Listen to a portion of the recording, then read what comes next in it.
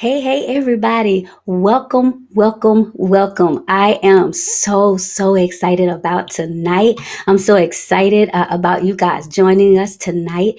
We're actually in the process of cross streaming so we can make sure that everybody gets an opportunity to come on with us tonight. We are just so excited about what's going to happen tonight. I'm excited about this closing out this Cost of Commonality, this session with the Cost of Commonality. I believe that tonight is going to be a night of reckoning. I believe that we're going to pull some things in. I believe that tonight we're going to learn some things about ourselves, and we're really going to shift. I'm excited about the dialogue. I'm excited about the direction this is going in. I'm excited about the dynamics. And so all of you guys, I need everybody to do me a favor. And listen, if y'all know people that need to get on, I'm talking about we going in. Y'all know how it is when it's like the last night of a conference and they just like let their hair down. Like, this is what we're doing tonight. And so I try to give everybody just the opportunity to come on in. But if you have people, y'all have y'all's link, send the links out,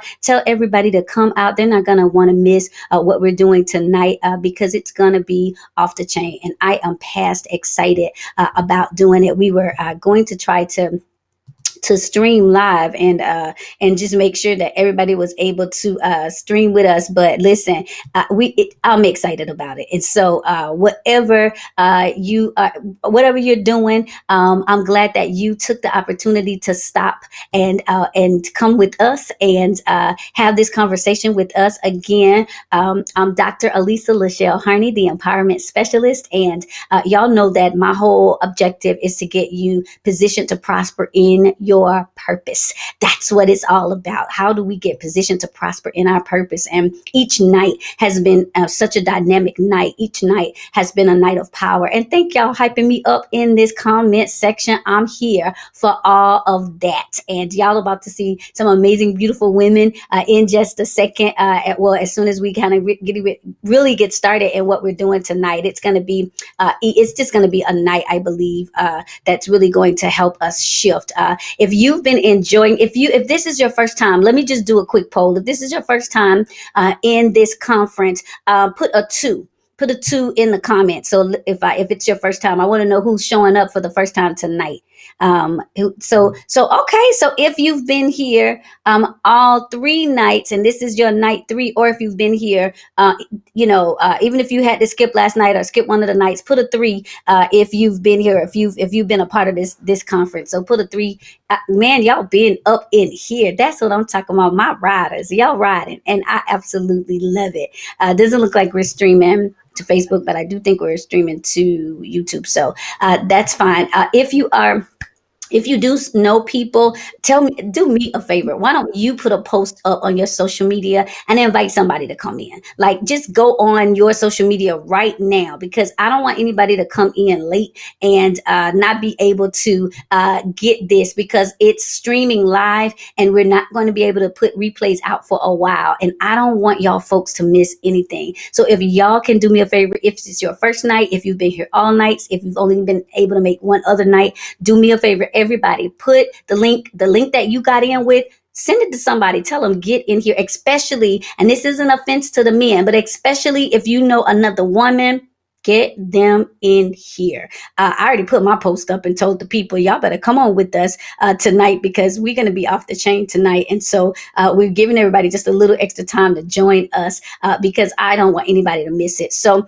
let's do a quick recap, and we're about to go in, and I'm about to bring my guest in. And I just believe this conversation, this last night, is going to shift you. So this entire week, this whole prophetic pioneering has been about those of you all that are trailblazers, those of you all that are forerunners, those of you all that feel like you're the first to have to do something, and maybe, and we understand, like I said before, there's nothing new under the sun, but you're the first to do it. So you're first. You're the first to do it for yourself. And so this is something that is for people who are out there moving into a different realm, moving into a different light. And this is, some of you are, if you're saying that you have not been able to see, maybe you can go out and come back in.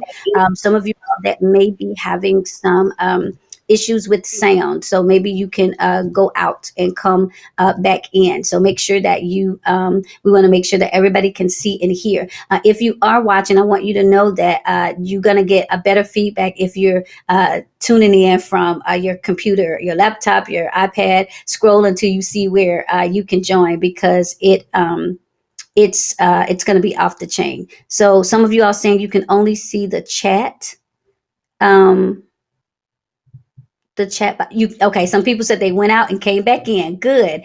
So I know y'all can see me because y'all been hyping me up since you've been here. But if you're having a problem, because I don't want anybody to miss anything, go in and go out and come back in to make sure that you guys you see everything. Thank y'all. Look at my friends hyping me up. Y'all so great. I love y'all so much. Everybody, listen, my team looks beautiful. I can't wait to pull them up. So again, share, because I'm just trying to give everybody just a little extra time, because y'all not going to want to miss this. I was trying to match my tree. My stylist, Ebony, y'all will meet her tonight. She did this rose gold tree, and I was like, I need to match this tree tonight. This is a special night. We got something real special that we're putting out there. So I wanted to get dressed up. Y'all see it. They've been hyping me up. Listen, my spiritual father came in to start us off Monday night, and he dealt with the pioneer's pain, and he showed us how to push past the pain into our purpose. He told us that pioneers was getting ready to pivot us into prosperity, all that good stuff. And then did not my sis come in and come through last night, Sophia Ruffin, and show out? And when she started talking about the unusual, the extraordinary, the off the wall anointing, and she started talking about the price of the peculiar, listen, y'all saw me. We went to tag teaming and prophesying. It was off the chain. And I just believe every night goes higher and higher. And so even tonight, we're going to have to take it to the next level, because this is what we do. And so I want to go ahead and start. I see y'all coming in. Thank you, guys. You must be inviting your people, because the number is getting larger, but you're going to want to get them on. I don't want anybody to miss it. I see y'all. What we are going to do for those of you all that, I'm turning it up a notch. For those of you all that were not able to see all of the nights and did miss some of the nights, we're going to have to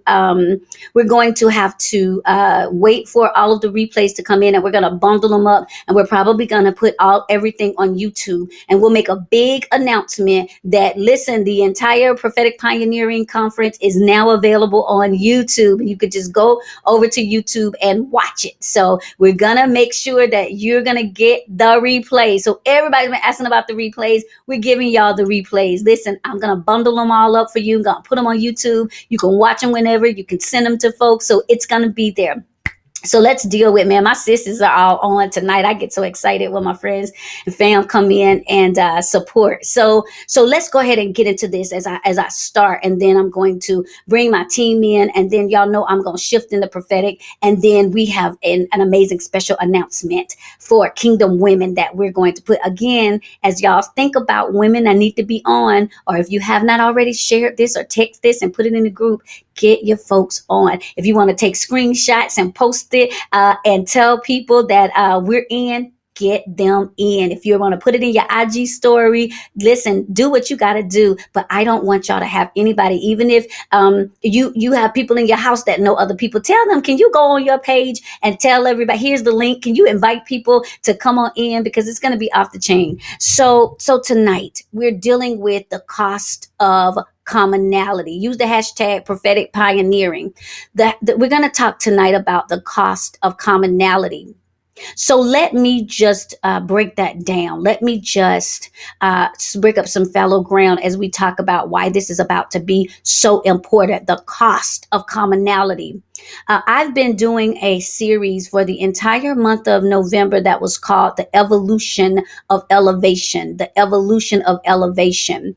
And when we start thinking about elevation, we understand that it means that we go from one state to another. I've been teaching that there is a difference between going further and going higher. I need y'all, if you can type that in the comments, there is a difference between going further and going higher. A lot of the times we want to go further, which means that maybe we did something, did a little bit more than we did, or maybe we're a little bit better than we did, or maybe maybe we've gotten past some things, but there is a time and there is a place and there is a moment in our lives where we've got to make a commitment to go higher. We've got to make a commitment to go higher. There is a difference. I see y'all in the comment section between going further and going higher. I'll tell you the example that I used. When you wait, just because you age every single year, you're going to go further. You're going to turn another year older. You don't have to do anything to do that except be alive. Just stay alive. And guess what? You're going to go further. You're going to go further than 20. You're going to go further than 30. You're going to go further than 40. That's where I am. Some of us, we go further than 50. We just keep going. We're going further. But there is a difference. Just because I age does not necessarily mean that I mature. Just because my age says 43, I could still be acting like I'm 13, because the Bible says we have to make a transition. Because when I was a child, there was a way that I acted. There was a way that I carried on. There was conversations that I cultivated. There was atmospheres that I affirmed. But when I grew up, when I matured, when I matriculated into maturity, there were some things, old things had to pass away. And so there's a difference between going further and going higher. When I started elevating, there were some things that, guess what, I had to eliminate. Man, I hope y'all are catching it, because I'm already in the wind. When I started elevating, there were some things that I had to start eliminating. Elevation requires elimination. That's y'all first point. I didn't even know I had it. Elevation requires elimination. When you start going higher, you can't take all of that extra baggage with you. When you start going higher, you start doing this external evaluation and looking to see what's holding you down. If you know, Muhammad Ali said, I want to float like a butterfly so I can sting like a bee. Y'all better catch this. He had to be weightless to be able to stick and move. Listen, I'm trying to help us. We got to get weightless. Listen, somebody should type this. I got to be weightless. Do you know why I know that's biblical? The Bible says, and let us lay aside, I'm already in here, the weight. I got to be weightless. A lot of the reason why we're not evolving into elevation is because we're carrying too much weight. I got to be in this season. I gotta be weightless. What is holding me? What's locking me down? The psalmist said, I was down so low. Wait, that was Drake. But we can be weighted down and we are feeling like, why can't I fly? No, I don't want to float. I want to fly. Y'all better catch me. I don't want to float because I can still see ground level. I don't want to float because that means I'm still in contact with the thing that could take me under. I don't want to float because float is one breath away from drowning. I don't want to float. I want to fly.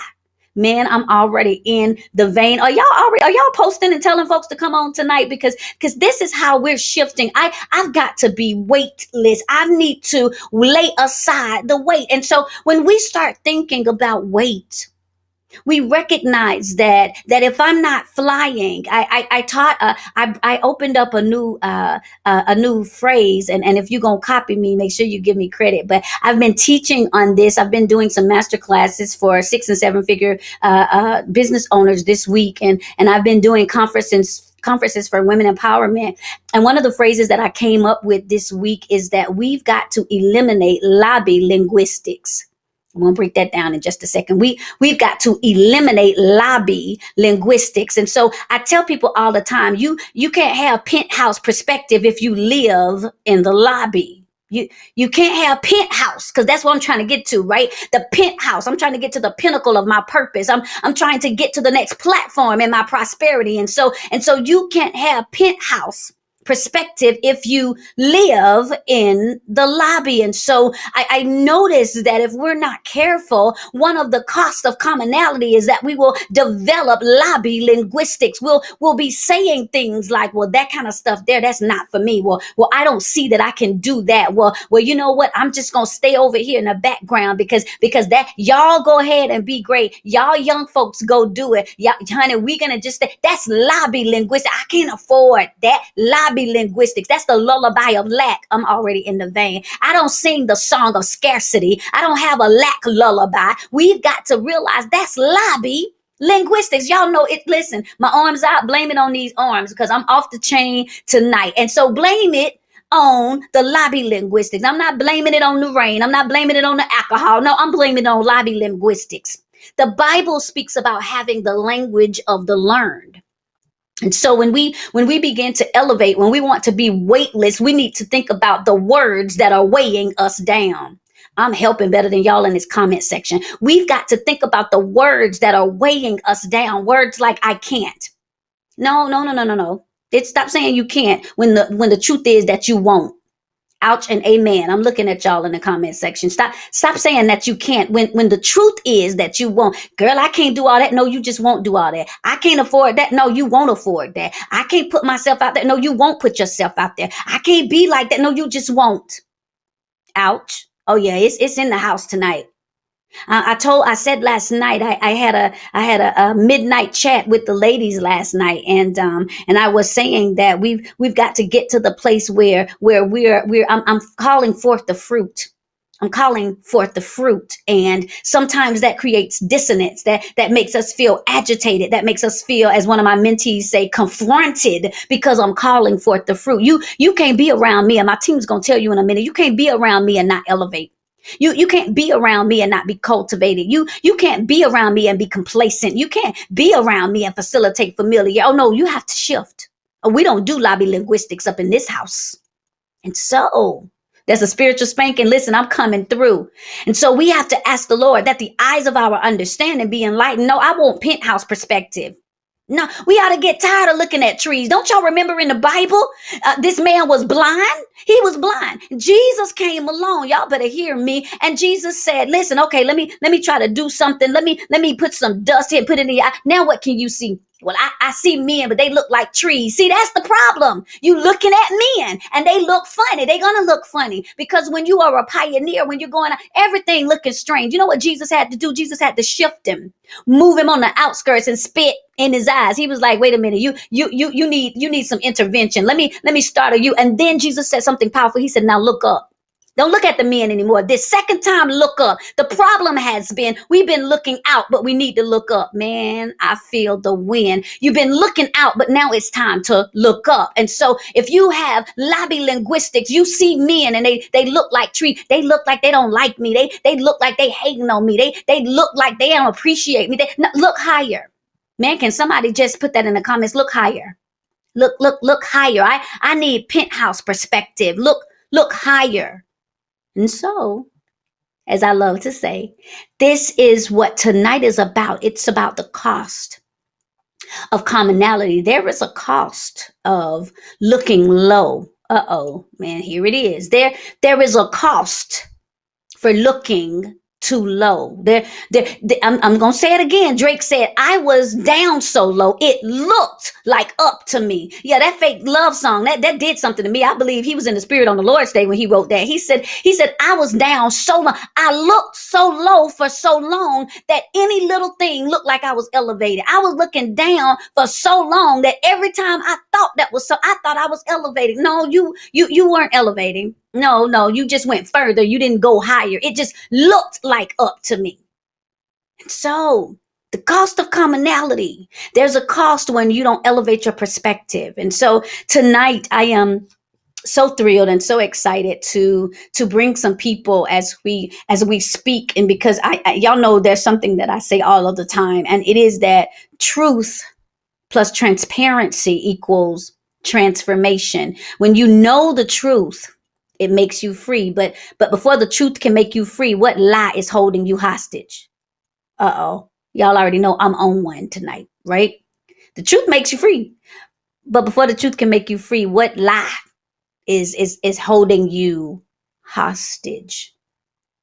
And so tonight, I believe in pulling together people who are going to tell the truth about the cost they paid for being too common, about the cost of that they had, that were like, you know what, I was just facilitating this. I and all of them, I've pushed and prodded all of them and pushed them and primed them and postured them and positioned them. Tonight I packaged them up and now I'm presenting them, because that's prophetic pioneering. That's that apostolic authority to pivot you, to push you, to compel you to shift to that next level. And so I am so excited. And if you guys in the comment section, if you will, welcome my beautiful amazing A1 team. If y'all will join me on stage, y'all introducing my team. I'm going to thank you. I see y'all in the comments. Welcome the ladies. They coming through. Man, listen, somebody ought to be screenshotting this because, man, this looks so good.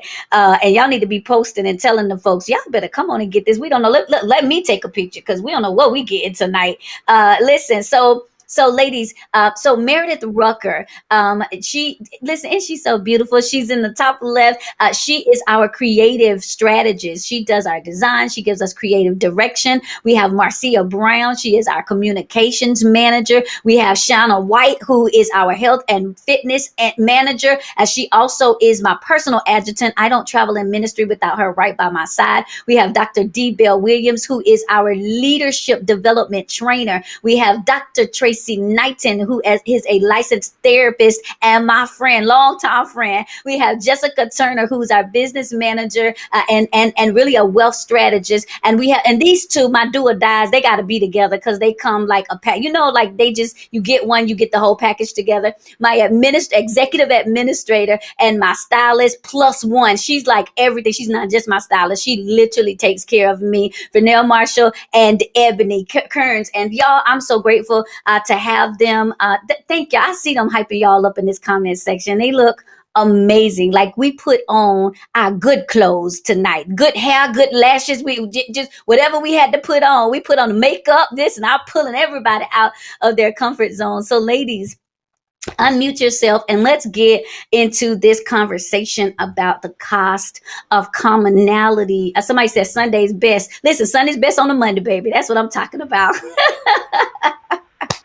And so let's talk about the cost of commonality. Now, you guys have worked with me personally, and as we've been together collectively on this journey of evolution, I want you guys to talk to us a little about the cost, what it cost to what common things did you have to let go of when you got ready to evolve, when you got ready to shift, when you start, what weights did you, and this is going to be really important, and I want y'all to hear this, what weights did you have to lay aside? What things kept coming up and bothering you and stifling you, because this is how we see ourselves. We have to be connected to people who are going to tell the truth and help us see us. And so I want to start with Dr. Tracy Knight, and because, you know, first of all, I can't get over the fact that she looking like the Queen of Sheba, baby, tonight, and I'm here for all of this carrying on. So talk to us,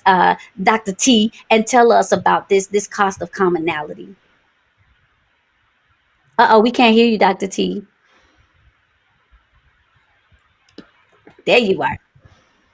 Wait, whoa, you can't, you went in and came back. Huh. All right, guys, we're gonna let her come in and come out. Listen, the devil is a whole lie. So, Dr. T, you come in and come out. We want to make sure that we can hear you because tonight, and y'all, every single night, it's funny. Every single night, something has happened in the airwaves with Apostle that happened. Prophetess Sophia tried to get on it, wouldn't let her finally. And I was like, we arrest the atmosphere because it's some stuff going down tonight. And so we're gonna start with, let's start with you then, Meredith. Let's see, can we hear you?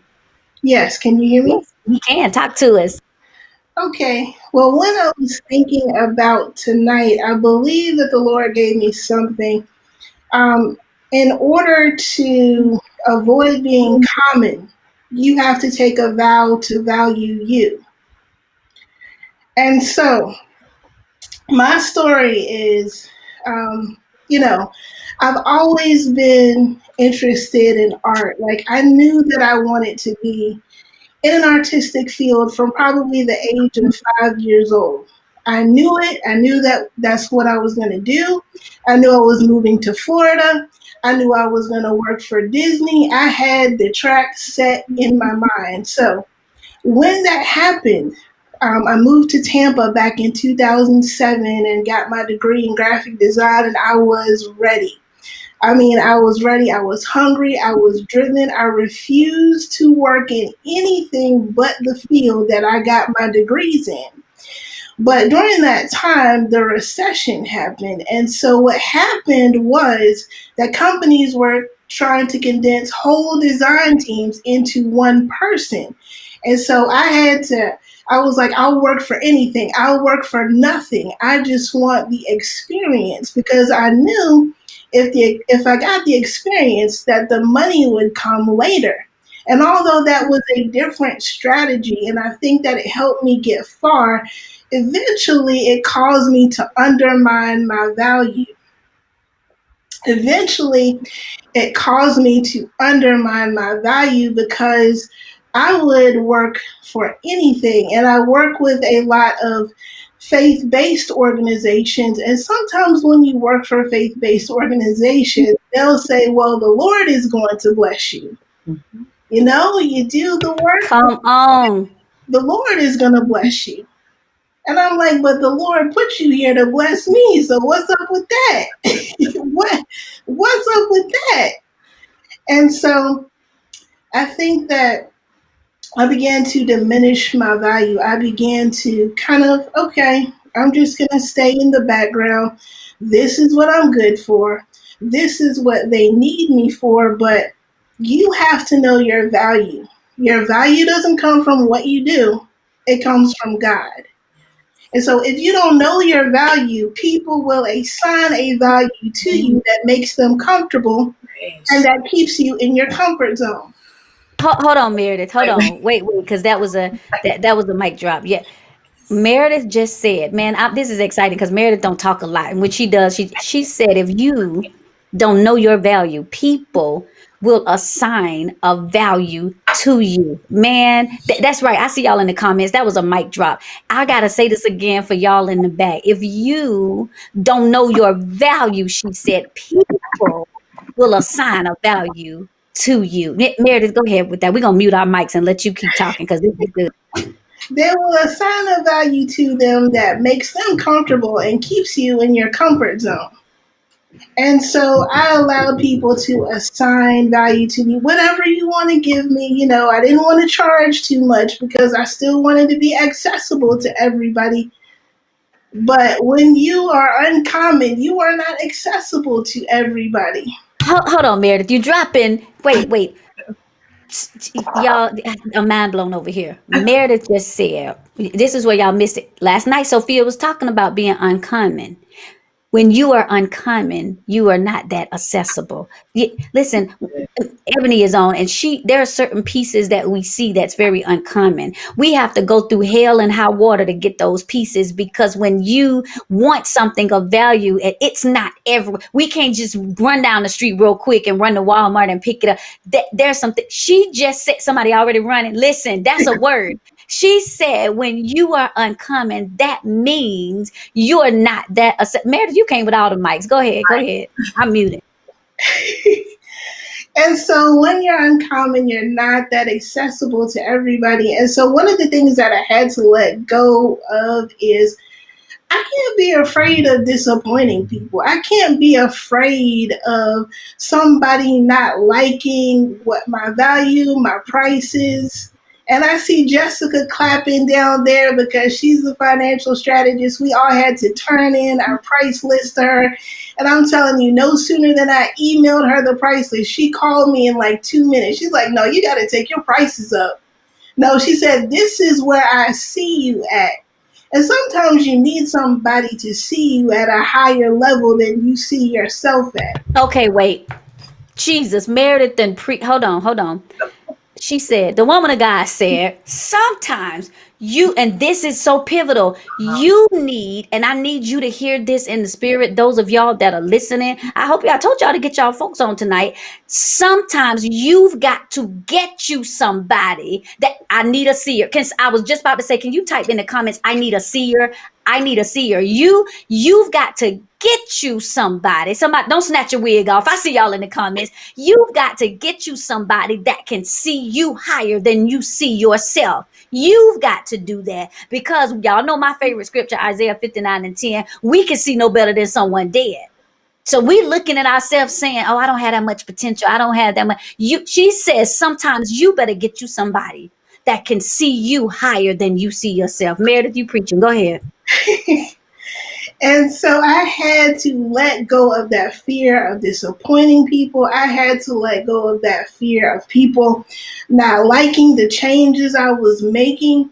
And so, in order to operate in your uncommonality, you have to set certain structures in place to be able to operate at your full potential and your full value. And so, to do that, oh, y'all gonna say something? Okay. All right, you have to set certain structures in place to be able to operate at your full potential and your full value.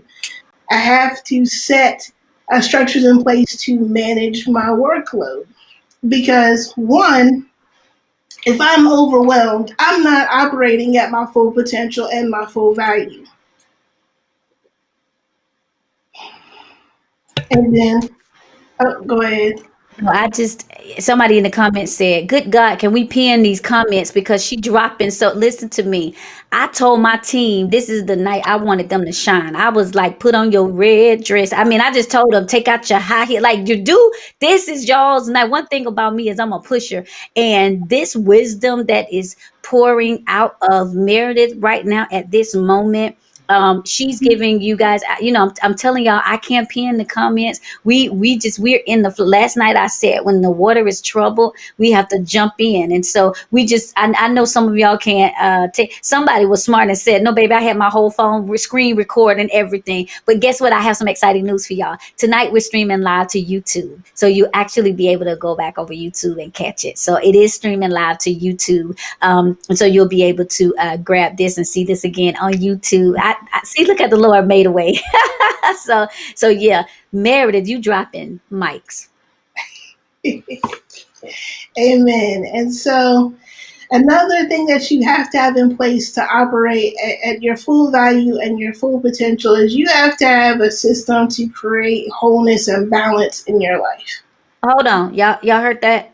You have to have a system to create wholeness and balance in your life. See, y'all be again. We try to, and sometimes when these truths come to us, we think they're gonna come in certain forms. But now this, you have to have systems that help you create this. Woo, this is good. Come on with it. So you have to have a system to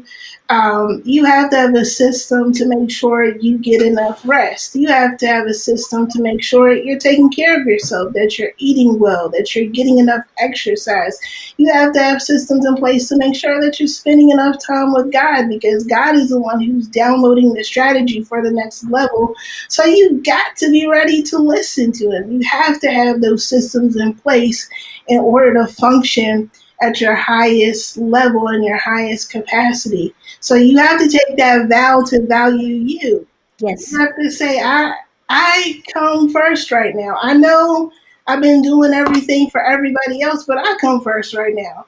Because if I don't come first, I can't be good for anybody else. Ooh, ma'am, did y'all can somebody in the comments? And I know this is gonna.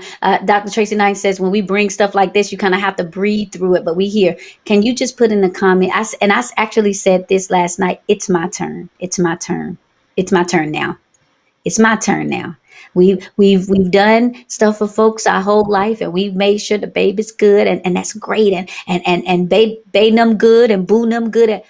It's my turn now, and there is nothing because I got to answer for me. I've got to answer for my assignment. I got to answer for what I did with my time. I see y'all in the comments. You better encourage yourself tonight. It's my turn now. Talk to us, Mary. Well, Dr. E, that I'm out right now. Listen, you out. You did enough. You came in here and wrecked up front. Good gracious, thank you, Meredith. Listen, I feel like on those come Meredith Rucker, everybody. Meredith Rucker, man, y'all showing now. I'm gonna shoot it over to Marcia Brown. Marcia, man, that was a tough act to follow, but I just believe you got it. Talk to us. What this cost of commonality? Give us what it is. What happened with you? Give us your story. Absolutely. My sister did an amazing job just allowing the Lord to use her. And what we are witnessing now, what's being demonstrated, is the fact that there is community and not competition, that we're able to stand here and support and allow our sisters to fully stand and not crouch, and not hide or not. Hold on, wait, whoa. Listen, y'all dropping my. Marcia said, we've got to learn how to allow our sisters to stand and not crouch. Man, I'm holding my hands because I don't want to run. Did you? She said, we've got to get to the place where we help our sisters stand and not crouch, because sometimes the weight gets heavy and we start bending over, and sometimes we get so overwhelmed we start, yeah, somebody says a mic drop explosion, and we've got to get to the place where we help our sisters stand and not crouch. Go ahead, Marcia, that was good.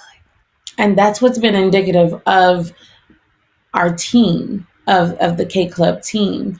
And so what I went through, was more so false responsibility, cloaked under obligation or duty, tending to everyone else and not myself, because I felt an obligation. Sheesh. So I believed the lie, and until I had to acknowledge the lie that was holding me hostage, I was able to release the reins, and I was able to empower them and not enable them, which Jesus. freed up time for me. So that was still, like Meredith said earlier, that was wrapped up in worth, your self-worth. I'm sorry, people are saying, can y'all hear Marcia? Can't hear her. Some of you, I can hear her fine, but some of you all saying yes, yes, yes. Yes, you can hear her fine. Yes, now. Okay, yes. Okay, good. Okay, you can hear. All right. It was going out for a second. All right, yes, you hear her fine. All right. Go ahead, Marcia. But it's what I was discussing was simply being in a place where I had to assess my self-worth. I had to assess my value. I had to, it's great to be a cheerleader for others, but there are assignments that the Lord has for you to bring into fruition, to manifest. And so I experienced false starts. So I would launch and I would make an impact. I would make influence. I would literally go forth, but then there would be a hiding period. And so when you're stopping and going and you're stopping and going, you have to trace the tree, as Dr. E often says. And I literally, the Lord placed me in an environment that allowed me to do so. And then I was able, I became connected with Dr. E and literally began to have an additional covering, that allowed me to be in a space where I could unpack. And see, that's important. When you are poorer, you need someone to pour back into you. Of course, we have our relationship with God. And of course, this is something that a lot of times when you're constantly on the go and you're not really assessing yourself and assessing what's going on with you. So life will have it that there are times we have to sit down and really, we want to keep going, going, going. But I had to get to a place where I was sat down for a while.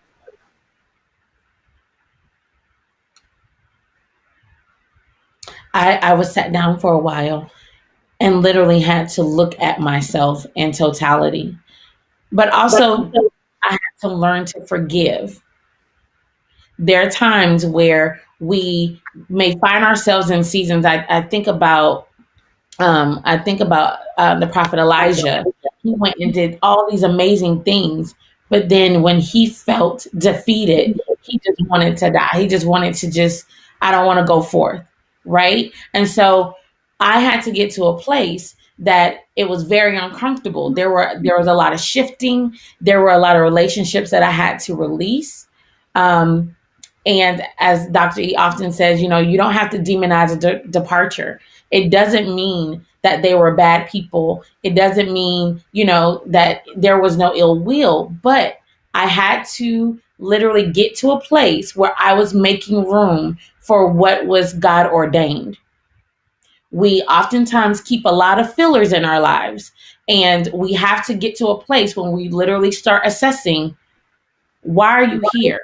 What purpose are you serving? What are you adding to me? How am I adding to you? Is it past your expiration date? the hard questions. And a lot of times we shy away from those because then we begin to realize our codependencies. We begin to realize the things that we have been busying ourselves with, the distractions that we've had, that literally will just show us, oh, you know what?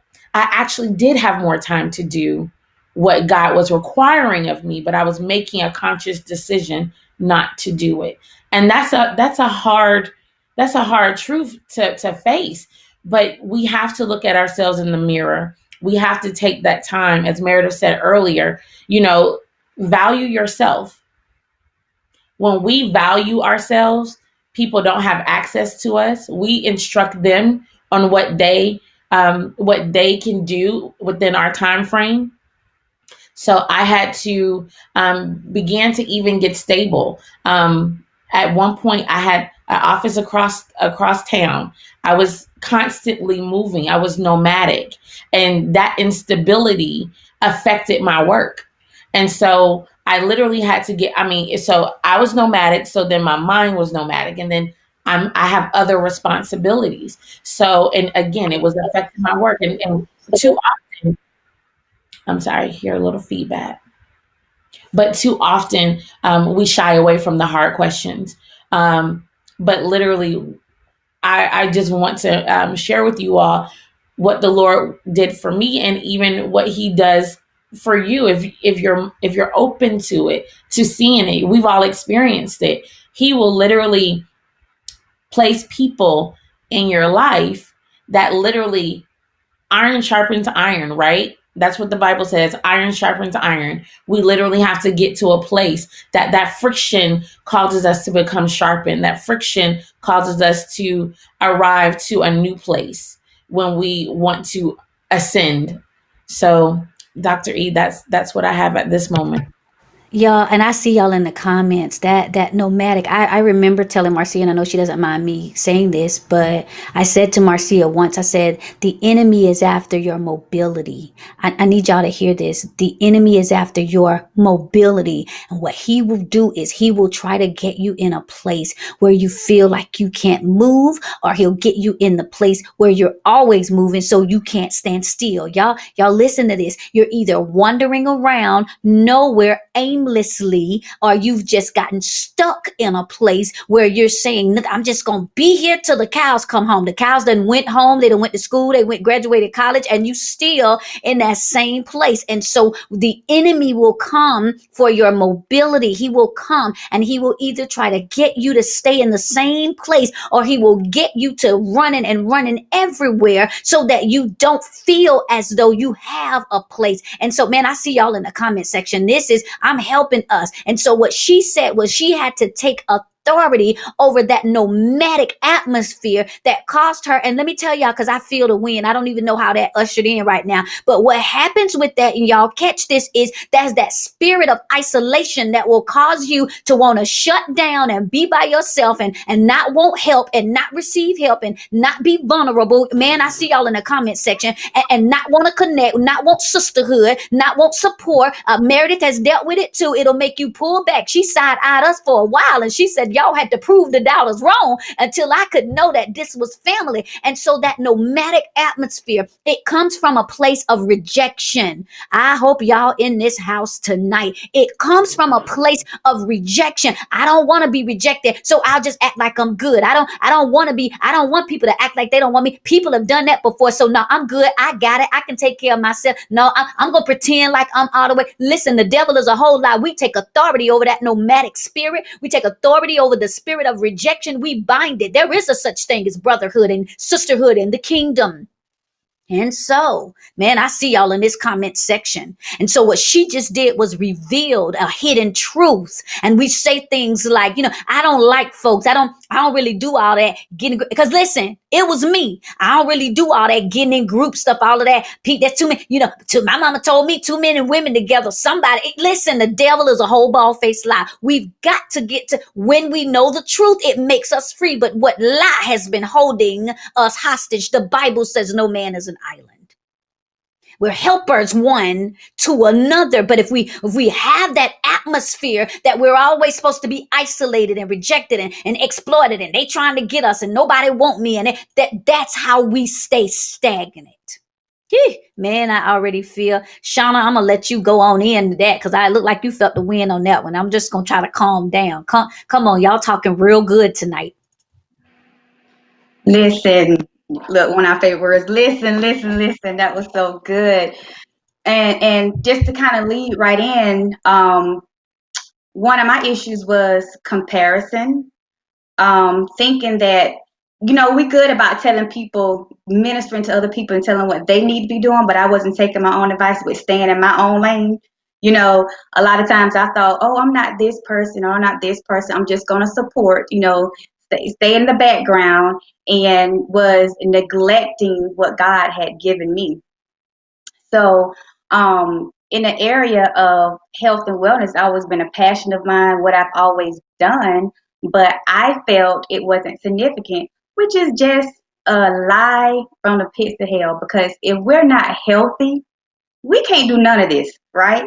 So a lot of times, we see our role or can view our role as insignificant, but that's what God placed in us for a purpose. And I want to bring up this scripture, 3 John 1 and 2. And it says, "Dear friend, I pray that you may prosper in every way and be in good health physically, just as we are spiritually." Holy rollers, as we like to call them, we are the main ones that want to neglect our physical man, right? So, in our health, it affects every single area in our life. And that's just a trick of the enemy, right? Because health affects our physical, our mental, our social well-being. Health is not just the absence of disease, right? So we go into wellness. We have to become aware and to make healthy choices. And so many times, these things can get put on the back burner, and we may view as insignificant. Like I said, your health affects every area in your life. And it was just crazy because for years I was trying to go back and look on my social media page. I always hashtag myself Simply Shauna because I saw myself just, I'm being me. I'm being me. In a way I was, but in a lot of ways I was neglecting the authentic me that God gave. So when it was time to, name my company Simply Shauna, because God wanted me to remind people that just be your authentic self. We have to be happy with ourselves, because I believe health and wellness is a lifestyle. It's like I said, it goes into the mental, and it's just crazy because I got a bachelor's degree in psychology as well as in nursing, and because I've always know those two things go together because mentally we have to be healthy. Weight is just a byproduct. People automatically think weight. You could be a size 1, you could be a size 22, but at the end of the day, you got to be happy with yourself, right?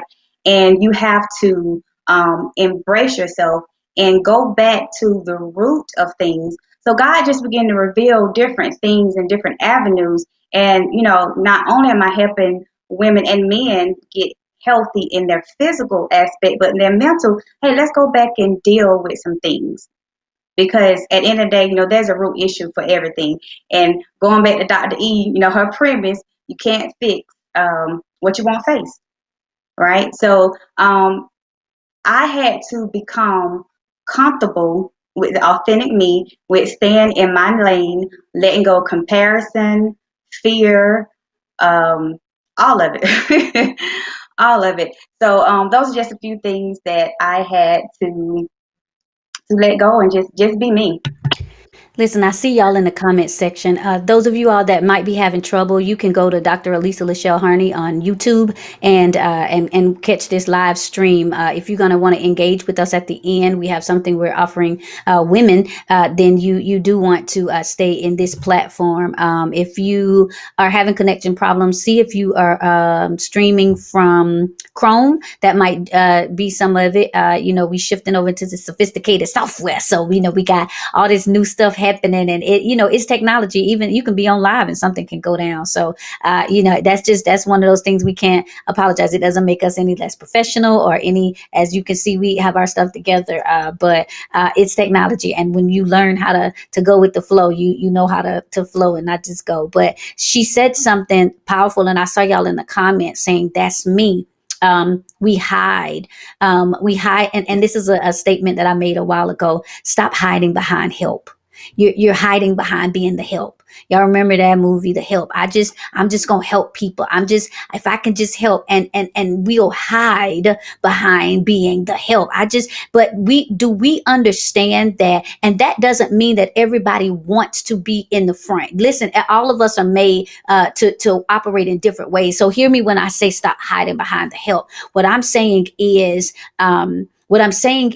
what will happen with us, and what will happen if we're not careful and mindful, is that we'll only think that I was saying to somebody the other day, and I wrote it down. I hope I can find it, because I think I was on Clubhouse, and I said, when we work for different organizations, and when sometimes we're a mom, and when we are, if you're a man, a husband, or a brother, or whatever you are, that becomes your institution. You've institutionalized yourself and your identity. And I said, don't integrate your identity to an institution. Well, I'm just that's what she was saying. I'm just a mama. I'm just a wife. I'm just a husband. I'm just a computer this, and I'm just a people that no, don't integrate your identity to an institution. No, you're more than everything. The Bible didn't say you're more than a conqueror. You're more than enough. You're more than able. And so we have to get to the place where,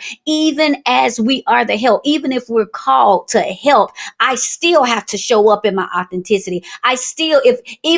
There are some people who are called to assist, but you still have to show up and be who you are in order to assist me. You still have to show your value. You still have to show your light. You still have to show your expertise. And so stop hiding behind the help, and don't integrate yourself into an institution, because you are still who you are. You are who you're called to be. And so that's right. No more. I'm you better listen. Some of y'all ain't said this in a while, and maybe never, but can I just hype you up tonight? Can you just say to the atmosphere, do you know who I am?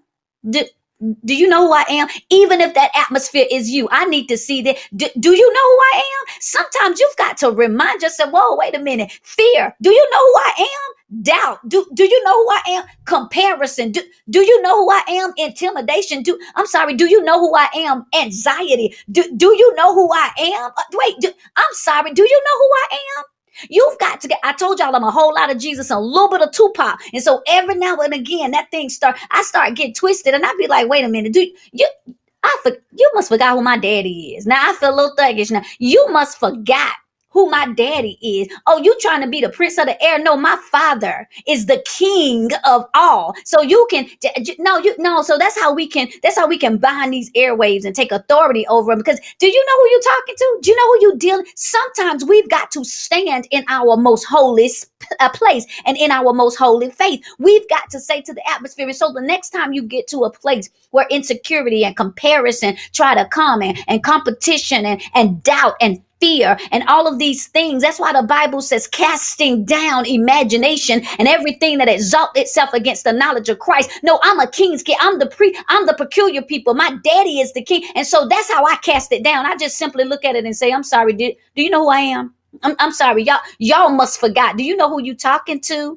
Oh no, I ain't no killer, but don't. All right. Yeah. So we have to get to a place where we arise, O Zion, and put on your strength for the glory of the Lord. Man, I feel my help in this house. And so, I just love it. I'm going to push it over to Fernell and Ebony, because y'all looking crazy because y'all look like y'all was going to church. Start unmuting yourself already, because I think that was one of the things where you have to be connected with somebody like me. I start agitating you and pushing you into your next level and getting you to the place where you show up in who you are. So y'all have this conversation with us. Let's be honest. Let's talk about this cost of commonality. Hold on, for some reason I don't hear you guys. Coming in with you. There you are. All right. So for me, two things come to mind: discernment and accountability. I've in the past, I'm a poor, and with that though, you have to be careful because people will use you. And so I find myself in a place a lot of times where I'm helping and I'm helping and helping and helping people. But when it comes down to me, I forgot about me.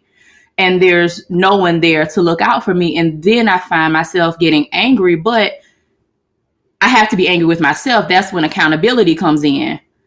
I made the choice to let these people use me. I made the choice to keep going when I knew that it was a situation that was of no good use to me. So now that I know what those issues are, definitely I had to dust off my discernment so that I can, decipher who should I pour into. Is one of the good things to know, because you can't just pour into anybody. You have to know who to pour into. And then in those situations where nobody's to blame, you have to take self-accountability and have self-awareness in certain situations. And when I've done that, I realized, I let go of a lot of dead weight and a lot of baggage. And I have been able to restore and pour that time that I was giving to other people into elevating myself. Listen, yeah, I see y'all over there. She says something, and I see y'all in the comments. It hit you when she said, who should I be? Who do I pour into? Because I can't pour into everybody. I say this to y'all all of the time. You have to be mindful, and this is no offense for nobody, but the Bible says we have to be mindful not to cast our pearl to swine. Now let me just break that down, because I know people get in their feelings. I ain't calling y'all mama, y'all grandma, y'all ain't in them no swine. Now hear what I'm saying. But what he's saying is, when you're talking about our pearls, you're talking about there is a level, there are certain things that we have this treasure in earthen vessels, and there are some treasures that we have to be very mindful about where we give them. When you think about swine, I always say the only thing that swine can do with pearls is get it dirty and choke on it. Man, I feel myself shifting. The only thing that a swine can do with a pearl is get it dirty or choke on it. And so you have to start thinking, do I want to pour this out into somebody who just gonna get my name dirty? Man, I'm shifting. Do I really want to give this to somebody who gonna be choking? It's too much. Y'all too, honey, you too much for me. See, I ain't trying to.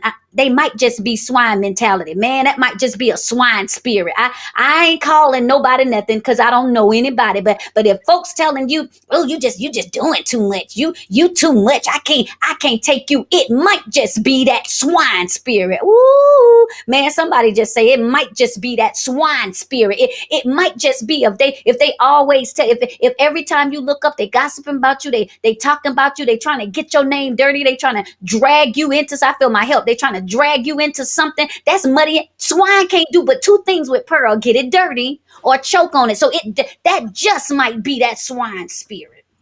So when we get to the place, I said that December is the month of deliberation. When you start doing this, as you're in this place, this cost of commonality being too common, it's gonna cost you. I don't want my swine, my pearls to be choked on by swine and got no. It's certain places, and I love people, but it's just certain engagements I don't accept. Listen, I said what I said. It's just certain friend requests I don't accept. It's just certain platforms I won't be a part of. It's just certain places I'm not going. It's just certain associations I won't have. And it's not because of that. It's just that I have to be mindful. I said last night when me and Sophia was talking, we don't eat off everybody's table because some things. All right, Ebony just shifted me with that. And so be mindful, man. We helping y'all tonight. Fernell, talk to us about this. For me, definitely what Ebony just shared. But one of the things for me, I had to be mindful about what I was doing with what I had. So I had to be mindful about what I was spending my money on, be mindful about what I was spending my time on, and what I was feeding my mind and things of that sort. So really kind of where you've shifted in what you say as to, it's my turn. Like, hey, I got to put some stuff down because it's my turn. I need to invest in me. I was a person who, if anybody, even when I came on board with the team, I was, I'm just here to do what you asked me to do. And, that's kind of really all I'm, I'm not going to try and offer anything extra because people took advantage of it. And you go and do things for them for free or, very, very low price point, and they go off and they doing their own thing. And hey, but what about me? So just kind of learn how to, sit in the background, and have a lot of knowledge, know how to do a lot. But, wouldn't tell anybody that I could because I didn't want to be taken advantage of anymore. But once I really kind of got to the place of, you know what, no, there's more for me, and I can be me, I'm not pretty. I'm not, this is a lot. This is a lot. Being on camera for me is a lot. But to just finally say, no, I am going to invest in myself. I'm going to, instead of spending my money on, going to the mall and doing some other stuff and, all types of things that, we just kind of waste our money on, but wondering all the while, mad because I see other people doing stuff and I'm like, well, how they get to go do that? And I can't save this to, to go and invest in myself to do this. I want to invest in it, but hey, I know I said I was going to do it, but gonna have to back out again. No, this time I'm going to do it for me. And so really just having to get deliberate about it. And it wasn't an overnight type of thing. It really kind of started out with one day, me and one of my friends, we were just talking. I said, hey, I'm going to try and do this for 2 weeks. And then 3 weeks later, I looked up and I was like, hey, I did it. I'm going to try and finish the month out.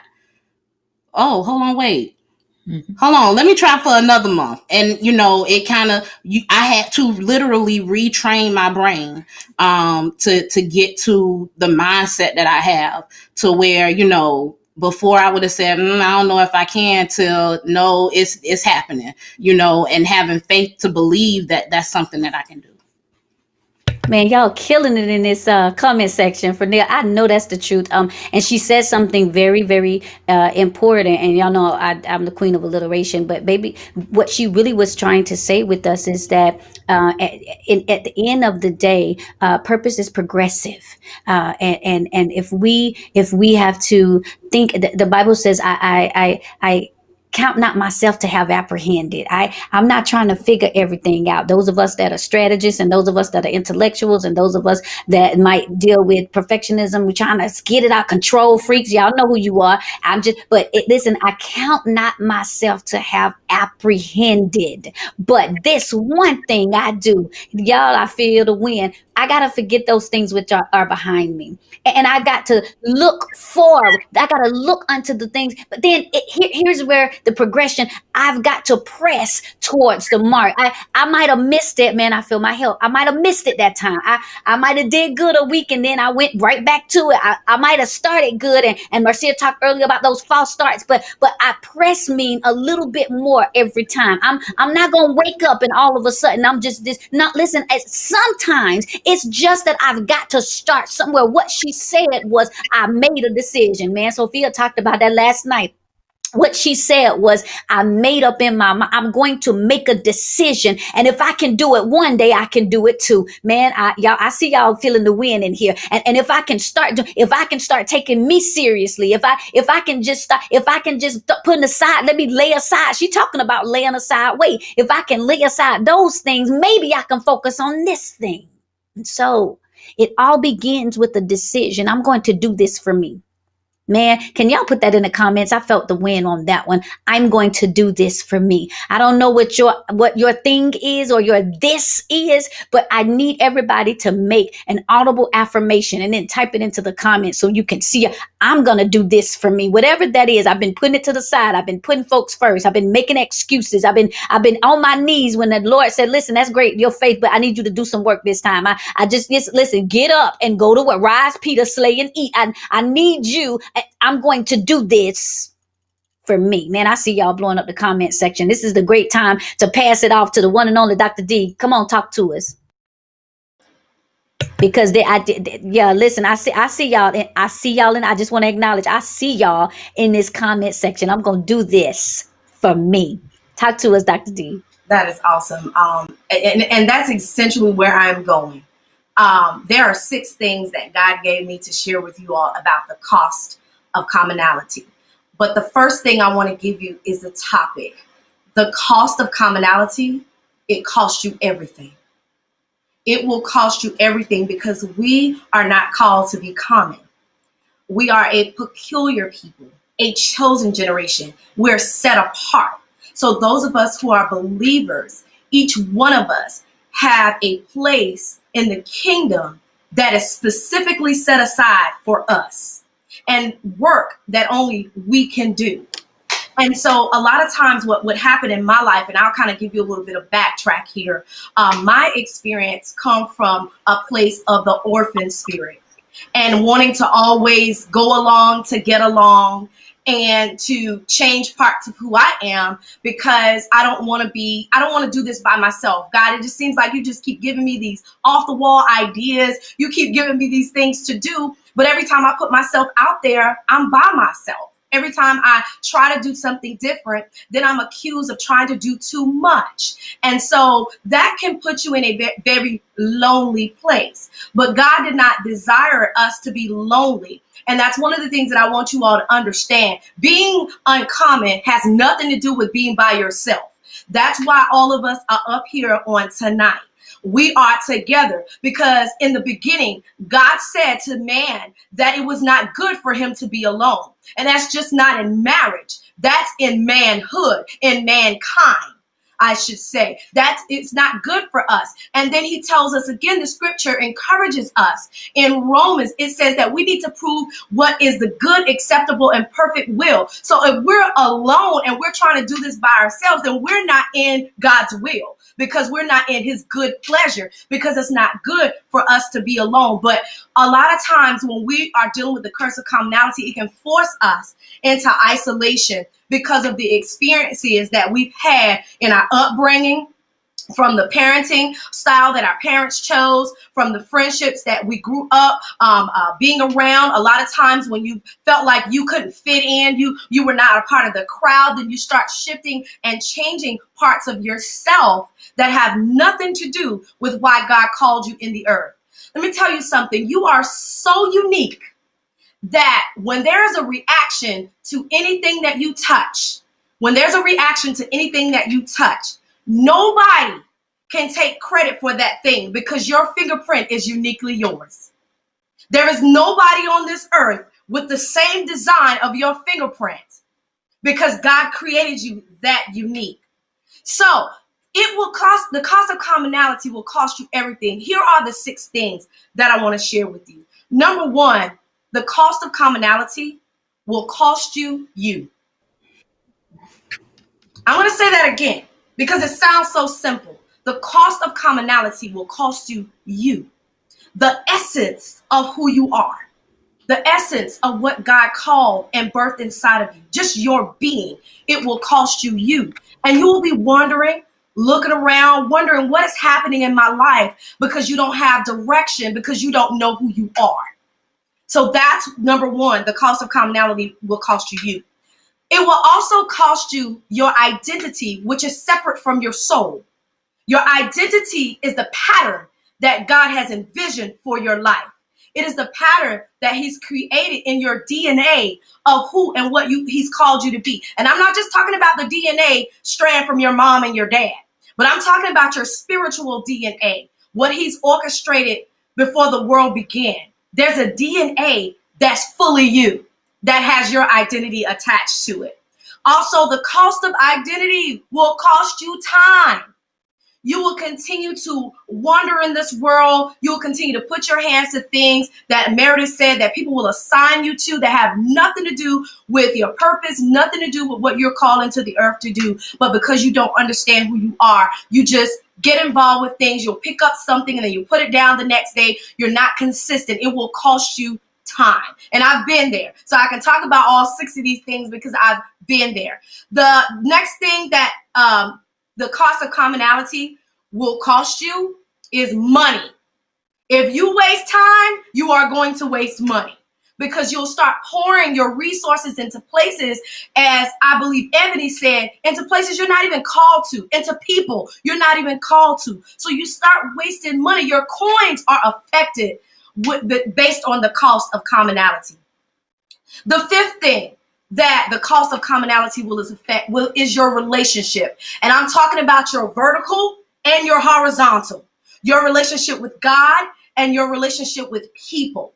You will have breakdown in friendships, breakdown in marriages, breakdown in relationship after relationship, because you're not fully aware of who you are. You've placed yourself you've lived in a place of commonality, and it's costing you relationships.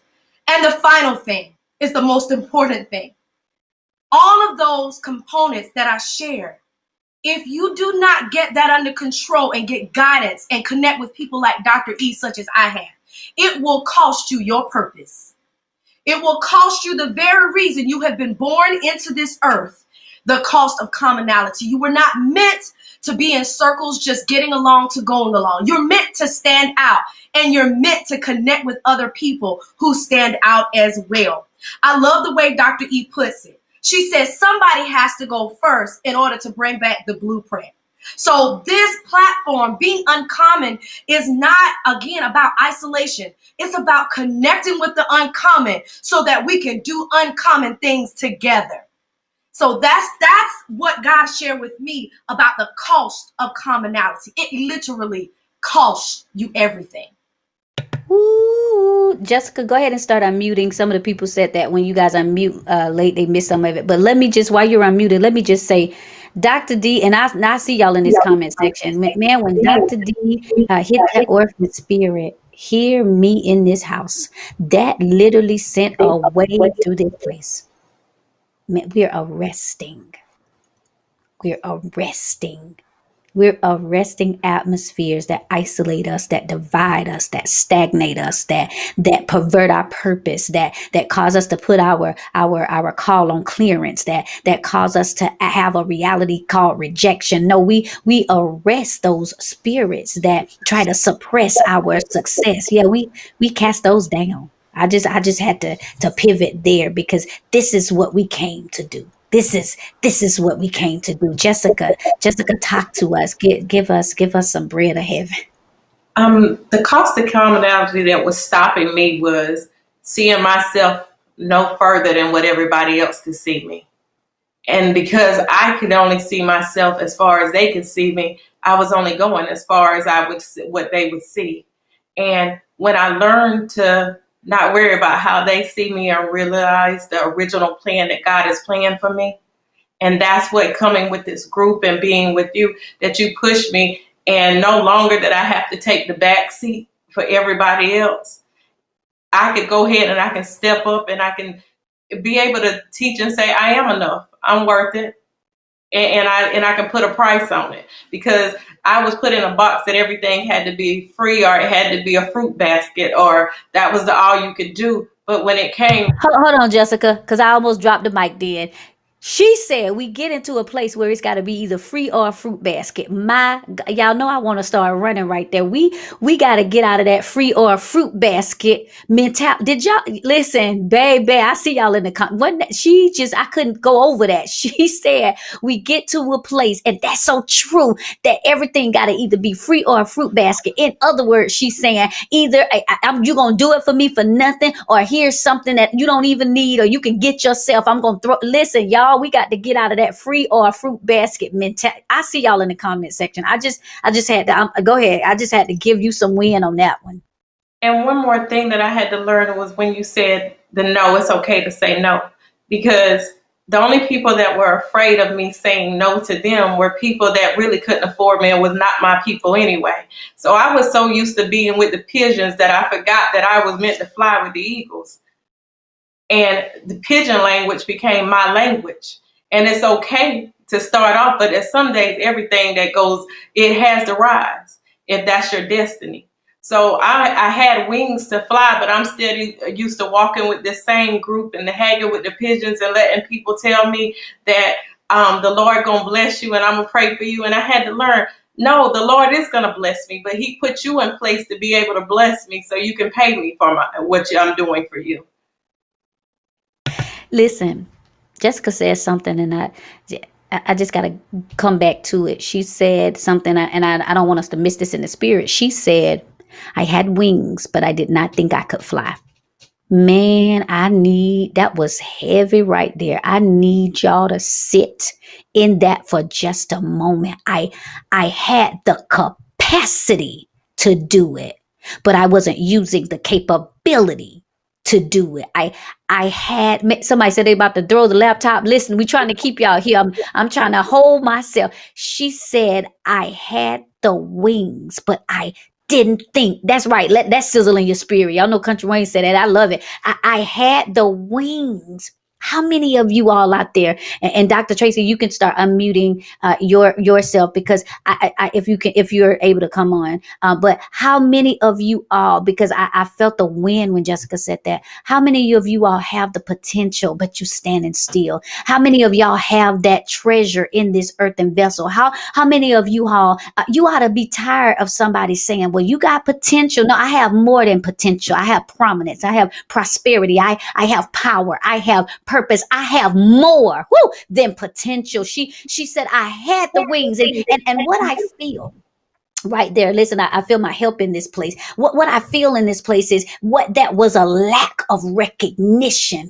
What she was saying is I was in the butterfly stage for so long. I was in the transformation stage so long that I did not even realize I was no longer a caterpillar. Man, I feel the wind. I got to sit on this real quick. Some of us have been so busy and we've spent so much time being the caterpillar. When folks said you just a worm, you just down so low, we don't like the way you look, we don't like the way you talk, we don't like the way you move, and you had gotten stuck in that place, in that caterpillar mentality so long that you didn't realize what happened after such a time. You went into a place of isolation. You didn't know you was in a cocoon because God was grooming you. You didn't know you was in a cocoon because he was protecting you. You didn't know you was in a cocoon because he was positioning you. You didn't know you was in a cocoon because he was about to position and present you. You just saw that it was dark. You was isolated. You wasn't around anybody. And when you came out the cocoon, you didn't even know you had shifted. You didn't even know you had wings. You still looked at yourself as though you were a caterpillar. Man, who am I helping in this place? You're still looking. You're looking too low. You're not operating. You're not flying because you hadn't realized that you have wings. You ain't flying because you still think you got the crawl. I feel the wind. You're not flying because you still think you got the crawl. But let me just say this. I've never seen the righteous forsaken, nor his seed begging for bread. And so when we get out of this poverty mentality, man, when we get out of this persona of preservation where we think we can't make it and we think we can't survive, when we realize that there are wings on the back, man, when we realize that there is an angelic assistance attached to us,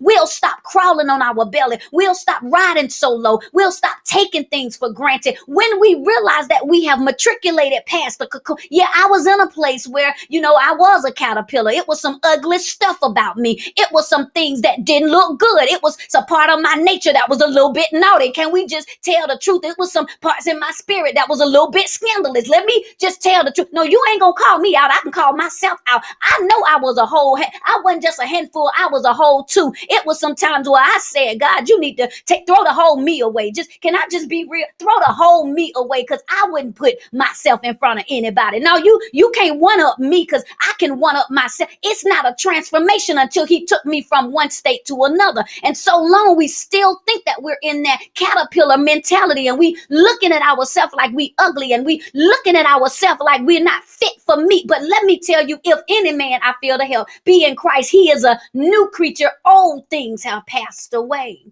and behold, all things are becoming new. I got wings now. What I have now, I didn't have when I was a caterpillar. Man, I almost ran right then. When I was a caterpillar, I had limited capacity. When I was a caterpillar, I had lobby linguistics. When I was a caterpillar, I was at the bottom. But when I began to ascend, I took on wings as eagles. And so she said something right then. And I need you to understand that you're not a caterpillar. And this is my segue into Dr. Tracy Knight and that transformation. That's why the Bible says, be transformed by the renewing. She said, I had the wings, but my mind wasn't transformed. Be transformed by the renewing of your mind. Dr. T, bring us in, talk to us. Dr. E, thank you so much for this platform. Thank you all, because y'all are killing that chat. Like, I'm sitting here just watching the chat go. Like, y'all are in it. Y'all are really in it. But here's what I want to say to you all. When you believe the lie, you ignite the limitations. So, Hold on, Trey. so Hold on. You know I ain't gonna let you go past that. That was a what? mic drop. No. That was a mic drop. You say that, but it's about 500 and what, 84, 5 people. Say that one more time for the people, because I know they said sometimes when you first unmute yourself, that was a whole word. Yeah, I need you to be able to hear this one more time for the people in the back. When you ignite what? One more time. Yeah, when you believe the lie, you ignite the limitations, because the limitations are like TNT. It's like a power keg. And so once you start believing all of these lies that folks said about you, it could be early on. You start creating these limitations that weren't even there.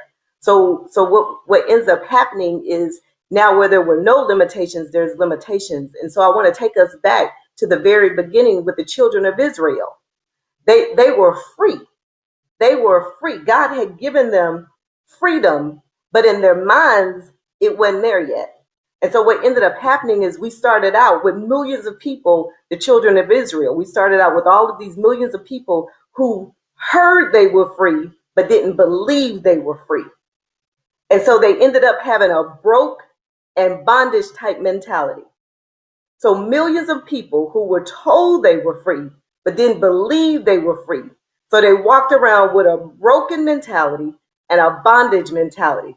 But then as we started going through the wilderness, as they started making a way to a land that was created for them, a promised land, Moses then had to go and say, you know what, this is too many people. Let me put some leaders in place. So now we get the 12 tribes.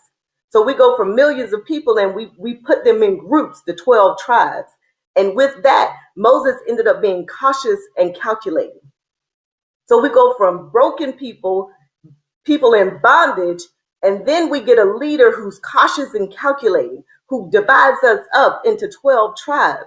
But let's take that one step further. The closer we get to the promised land, then Joshua and Caleb shows up on the scene. And see, that's why I have to shift in my seat, because Joshua and Caleb, listen, they show up with a wealth and wise mentality, because it's going to take a wealth mentality and it's going to take wisdom to cross you over into your promised land. So let me take you back to the butterfly, because I love butterflies and I love what butterflies really represent, because you'll never find a butterfly's cocoon on the ground. Do you Trey, know that? wait. You will One more time. never, ever find a butterfly's cocoon on the ground, because they crawl in with legs. But when they come out, they don't have legs anymore. They have wings. And so what ends up happening in the cocoon is a process. It's a process. So some things, when it comes to the cost of commonality, the cost of commonality will cause us to lose some things that we thought we needed in a lower level. But once we got to a higher level, we realized we don't even need that anymore. We got different things that we need. We got different tools, because at first I needed legs when I was crawling around on the ground. But in the process elevated me. So I had to go into the cocoon in a higher place, because when I come out of that, I don't need those legs anymore, because I'm not crawling around anymore. I need wings, because I got different tools, because my job becomes different. My destiny is different. My destiny is no longer associated with being on the ground. My destiny is now associated in the air. It's kingdom. And so now my question to you all tonight is, look, are you like the children of Israel? Do you have a broken bondage mentality? Are you like Moses? Do you have a cautious and calculating mentality? Are you he always says, Tupac, she a little bit of Tupac, I'm a lot Tupac. Like I'll go in on you real quick. But let me tell you, do you have a wise and wealthy mentality? That's a question you're gonna have to answer tonight. Because here's the thing, you can't cross over into 2021 with that broke mentality, with that busted mentality, with that bondage mentality, and expect to say, oh, I'm an eagle, I'm a fly with wings. When the last time you saw an eagle with millions of other eagles? You don't. It's always one. It's always one. Anytime you see a butterfly on the ground, listen, the only reason they coming down to our level is to get the sap from the trees, or to get the pollen from the flowers, and then they own about their destiny. They're on about their business. They're on about their program. That's the only time you're going to see them, because they understand the only time I need to come down to this level is to do this business, and then I'm going back up. I'm trying to get through the chat because somebody done threw a phone at you, a mic at you, a shoe at you, then took the wig off. Listen, I'm still stuck off of when I went in, I had legs, but when I came out, I had wings. I need to take a prophetic pivot at this moment. Woo! This just I literally feel a churning. Now I'm gonna tell you the truth. Now there's a churning in my spirit. I feel a thrust of the supernatural. There is something taking place even now. I'm telling you, I literally feel the wind of God. What she just said, and I've been saying this since December hit, and isn't it ironic? We're on night 7. This is the 7th. We're on number, my favorite number. We're on number 7, December 7th. I've been saying for 7 days, all things have become new. I'm trying to just get through this. My daughter asked me, she was like, "Are you gonna plan on weeping tonight?" And I was like, "No, I'm not gonna be weeping tonight. My makeup cute. I'm not gonna be weeping." But then I went ahead and put a little towel here just in case I gotta weep. But I feel a churning. Old things. I need y'all to hear this. Old things are passed away. I've been saying it. It's funny. I said, God, how is it that you're saying that for 7 days I've been talking about new, but then you've been talking about this is the month of deliberations. But the reason why this is the month of deliberations, and I said this last night with Sophia, that we've got to come to a place where we make a decision. We've got to come to a place where we vanquish vacillation, that the spirit of vacillating, going back and forth. What you're really saying when you can't make a decision is, I don't know if I'm worth it. I don't know if I'm worthy. I don't know if I'm valuable enough. I don't know if I mean enough. I don't know if I have enough. I don't know that I am enough. One of the things Dr. Tracy Knight, that, she's a licensed therapist, that she always says is, she says, listen, I am enough. I've always been enough, and I will always be enough. Man, I don't know what woman, what man needs to hear this tonight, but I just need to say this to you, and I need this to marinate. I am enough. I've always been enough, and I will always be enough. What am I saying? The Bible says that we were fearfully and wonderfully made. That means I was always enough. I am enough right now, and I will always be enough. Man, listen. And so why is it that he's talking to me about deliberations and new? Because all things, watch this, are become new. And so the process, a lot of you are in the process of becoming. Man, you're in the process. Can we make a declaration? I'm in the process of becoming. It's hard for us to really reconcile our reality because we're not who we were, but we're not exactly who we'll be. So then where does that leave me? Well, I'm in the process. I'm giving language, man, to where you are right now. I am in the process. I feel the wind of becoming it. It does not yet appear what I shall be, but I know something. I'm in the process of becoming. And in this moment of deliberations, let me get in front of y'all just a second. In this moment of deliberations, as I am in this process of becoming, old things are passed away. Tracy said something, and I need to take it to the next level. Listen, she said, let me just, Father, let me deliver this word. In the process of becoming, I lost my legs. Man, listen, in the process of becoming, I lost my legs. What does that mean? The people I thought I could stand on, the help that I was standing on and hiding behind, the job security that I was standing on, the relationships I thought would never leave me. Listen, the prophetic wind is in the house. In the process of becoming,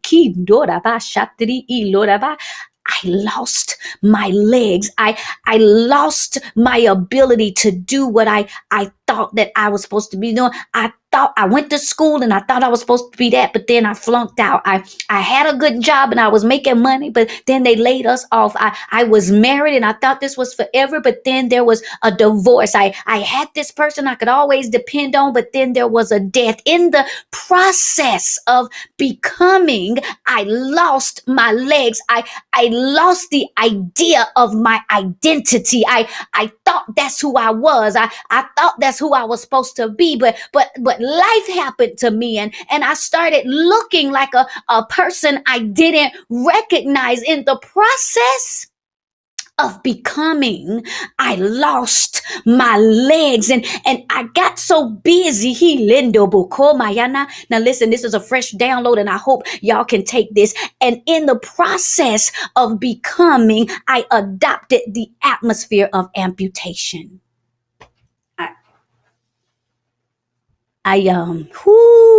Jesus, let me release this word. In the process of becoming, I adopted the atmosphere of amputation. I convinced myself that now I can no longer move.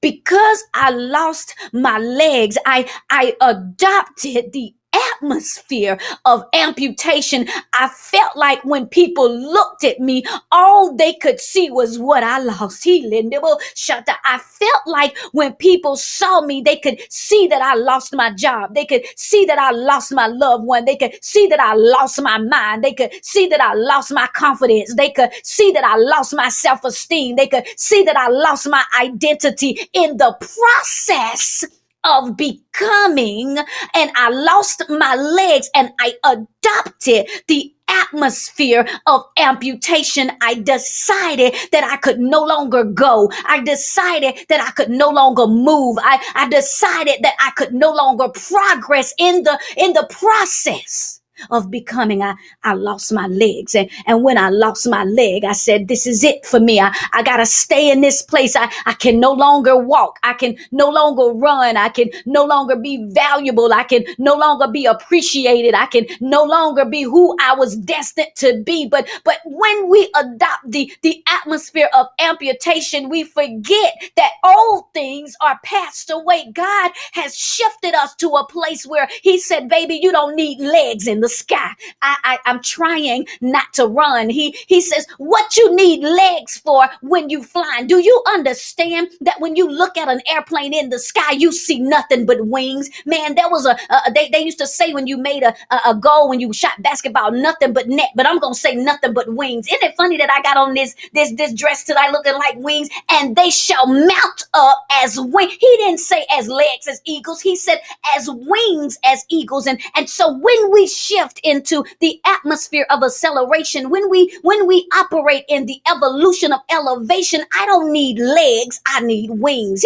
Can somebody just put that in the comments and shift? I need you to be transformed by the renewing of your mind. I don't need legs, I need wings. See, listen, the Bible tells us we'll faint, we'll run and get weary sometimes, we'll walk and but listen, if I mount up with my wings, I can soar, I can fly, I can elevate above the gossip, I can elevate above my past, I can elevate above mistakes, I can elevate above my own humanity. I don't need legs. See, I need wings. And so I declare and decree, listen, we got an amazing announcement to make, but I just got to prophesy in this atmosphere. No longer will we adopt the atmosphere of amputation. You thought you needed that to survive. You thought you needed him to be whole. You thought you needed that place, that money, that job, that position, those contacts, those people, their hookup, their approval. You thought you needed those legs to be able to go to the next level. But in this place where I am right now, I don't need legs. I need Gee, wings. I'm tired of walking anyway. My feet hurt anyway. This the wrong size shoe anyway. In this level where I am, Tracy done pushed me into the prophetic. So I need to say I'm okay with losing my legs. See, that's what I'm okay with losing the thing I thought. The Bible says on Christ, the Bible don't say this, the hymn says this, on Christ the solid rock I stand. All other ground is sinking sand. I didn't need those legs anyway. Listen, I don't need legs. And I was so busy complaining. God, give me that man back. Give me my friend back. Give me that job back. Give me that back. No, listen, in this, he's trying to tell you, listen, you don't need legs because you got wings. I need y'all to see that there has been a prophetic pivot. And if we're still, and I said this a couple of weeks ago, I said, if y'all will do me a favor and stop mourning for dead things. Listen, you still mourning for dead, old things, but I miss my legs. Why do I need them when I have wings? Well, didn't Tracy say that when the butterfly needs nourishment, when the butterfly needs to make connections, it uses its wings to lower down, get what it needs, and then it elevates right back up. Stop mourning for old things. Old things have passed away. And so a lot of the reason why we can't operate in the new is because we're still mourning for old things. Listen, the legs have left. Man, I don't know who that was for. I done got a whole sermon up here. I just need y'all to hear that the legs have left. Those people y'all was depending on, I'm just waiting for them to like me. I'm just waiting for them to come help me. I'm just waiting for them to support me. I'm just waiting for them to say I'm sorry. I'm just waiting for them to appreciate me. I'm just waiting for to give me permission. Listen, the legs have left. The legs have left. And so old things have passed away. Listen, thank you for what you did. I appreciate you for the time you had in my life. I'm not mad at you. Thank you for the time. I love the memories. I will forever love you, but I will no longer be indebted to you because old things have passed away. And so may the Lord watch between me and you while we are absent one from another. The legs have left. Sometimes the reason, I don't know who this prophecy is for, but the reason why the legs left is because God said you were leaning on the legs. Y'all better hear that. You wouldn't even exercise your wings. You wouldn't even mount up like an eagle because you were dependent upon the legs. So he let the legs leave. The people you thought was going to walk you to the next level, the people you thought was going to walk you into your purpose, the job you thought that was going to walk you into wealth. Now the legs, who is this for? Have left, and he allowed the legs to leave because he needed to prove to you that you've got wings. See? Man, why do y'all think I'm always prophesying to the wind? The Bible says in Psalm that God walks on the wings of the wind. Listen, the legs have left because I'm on the wings of the wind. I don't need legs. It's got wings. So in this new season that we're in, sheesh, man, it's done turned into a whole revival, y'all. It's listen, it's a Monday night. I dropped mics on Monday. I don't really know what y'all think I put on all this. Got all cute because I was just no, y'all was gonna get it. So the legs have left. Because God is trying to shift me into the winds. I need wings if I'm going to shift into the winds, if I'm going to mount up as eagles, the winds. I need wings.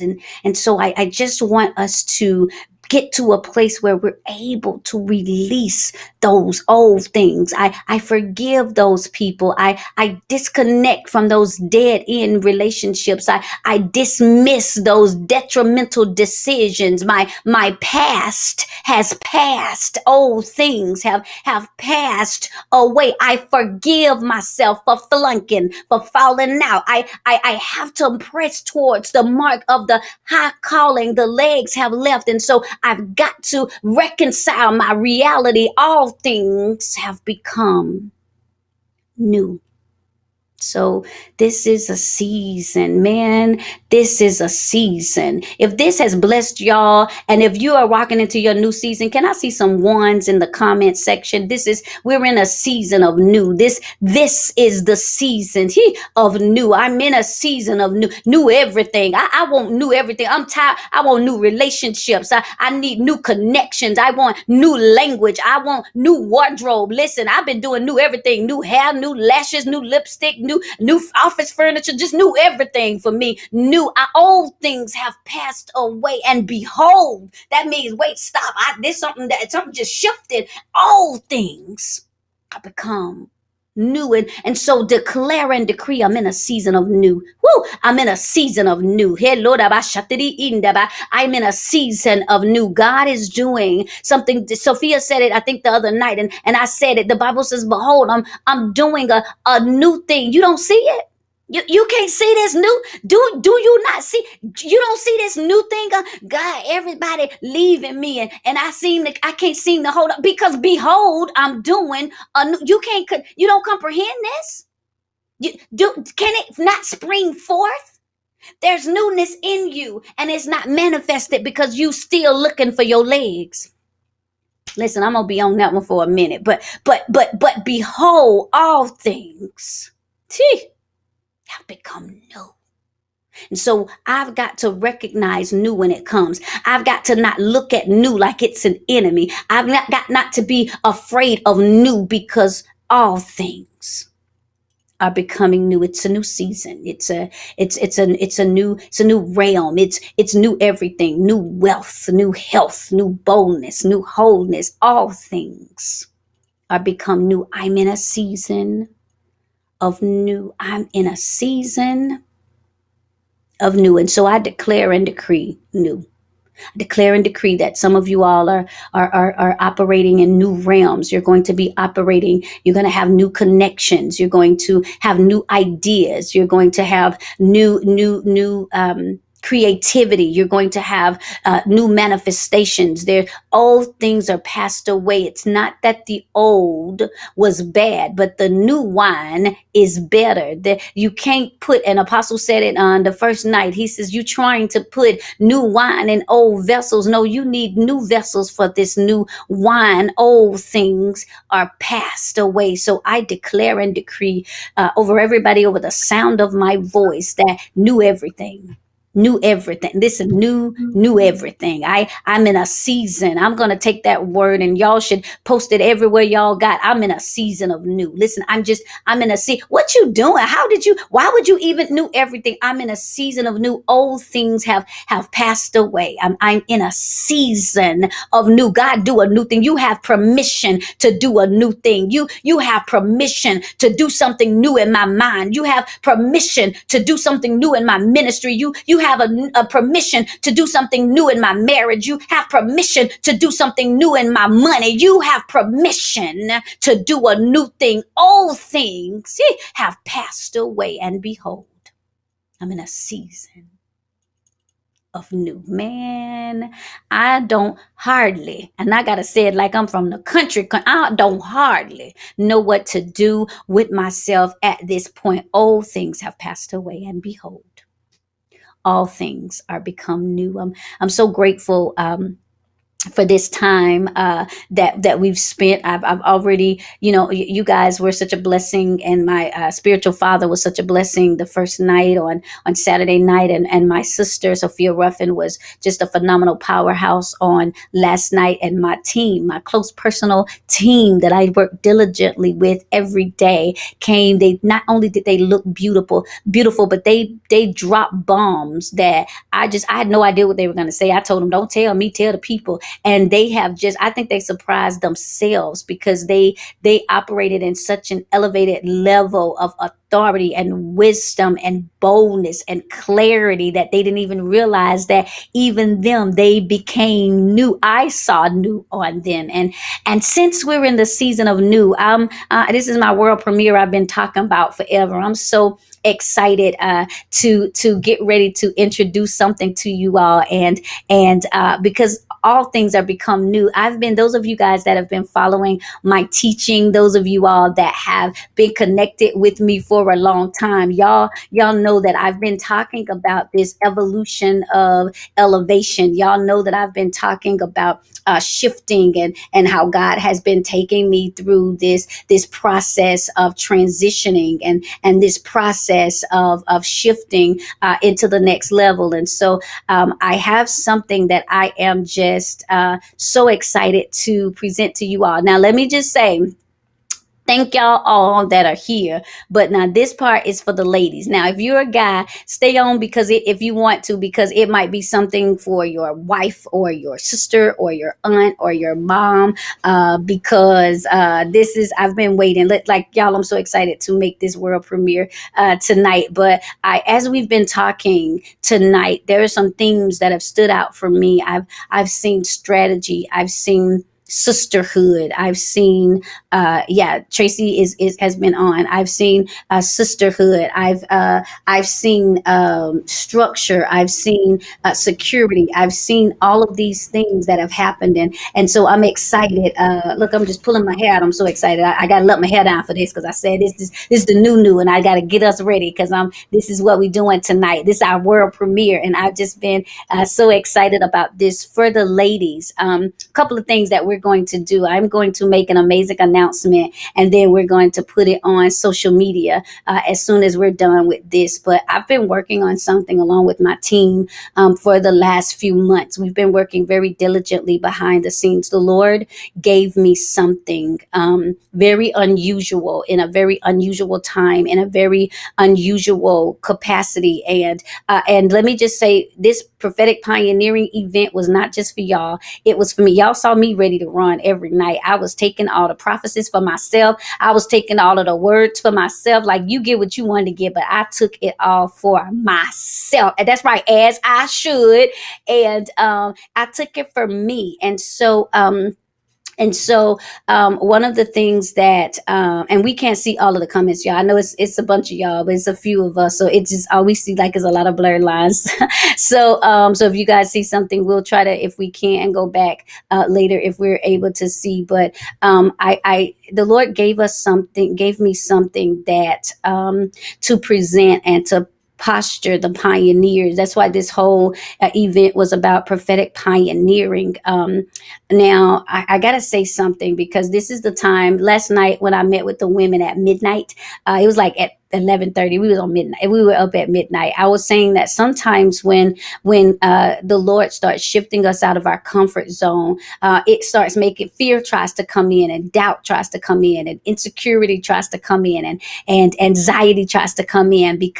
But I've been telling you guys, somebody said, these ladies are Forbes listers. I received that for every one of us. Forbes, we on the way.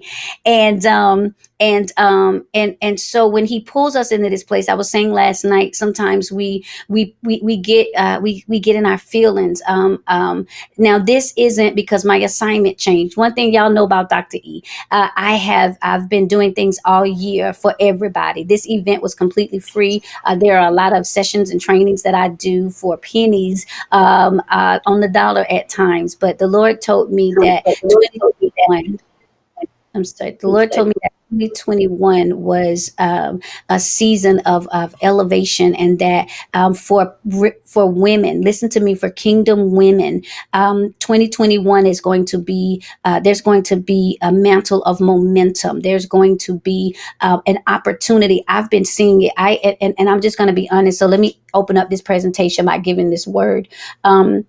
In January, the last week of January, I was in Wilmington, and the Lord had me to release a word, and it was when He started talking to me about the winds of wealth, and I was like, "What is the winds? The winds of wealth?" So I started prophesying the winds of wealth, and immediately people start having me to show up in their wealth conferences. Was the oddest thing in the world, and I would prophesy to these women that I didn't know initially.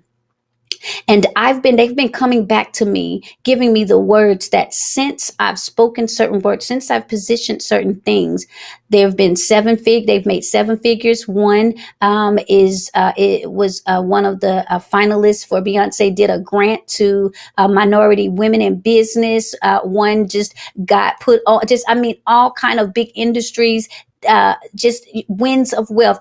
Every single person I prophesied to, and the Lord allowed me to realize that there was a mantle that went along with this winds of wealth, and that I was supposed to start putting something together to position kingdom women who were ready to operate at the next level. Now, again, this doesn't mean that oh, I'm going to demonize it because it's not anything that I can be a part of now. But what it does say is, I'm going to do, let me see what I need to do to get myself together, because that gives me something to operate or to reach for and to go to. And so with that being said, I'm going to share my screen and make an announcement that I have opened up a club.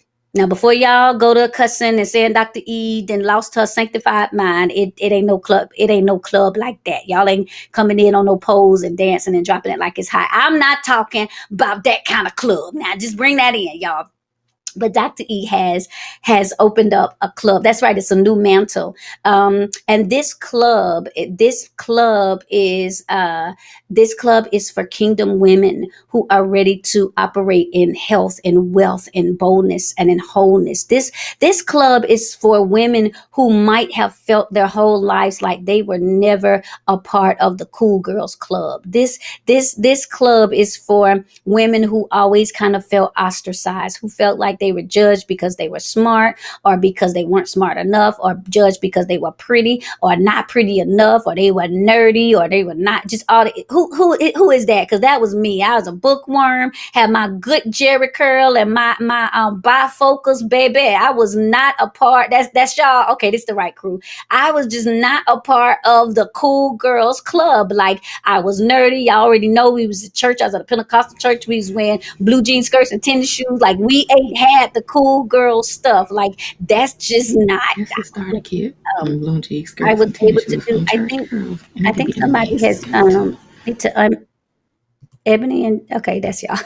Okay, so I was never a part of the cool girls club, and so because of that, I recognize that a lot of us, that's y'all. I see y'all in the comments. That's y'all who called me Apostle E. There y'all go. Because of that, I wasn't part of the cool girls club. It opened up this atmosphere of isolation and rejection, and the Dr. Cantor party in the club. And so I wanted to create something for kingdom women. Now, let me just say this. Kingdom women, especially those of you all that are operating and walking in elevated places, I couldn't just create a club that was coming. Man, I almost ran.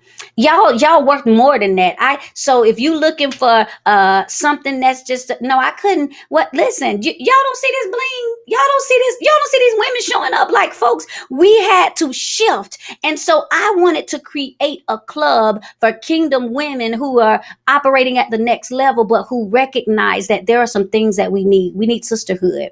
We need some strategies. We need support. We need our sanity.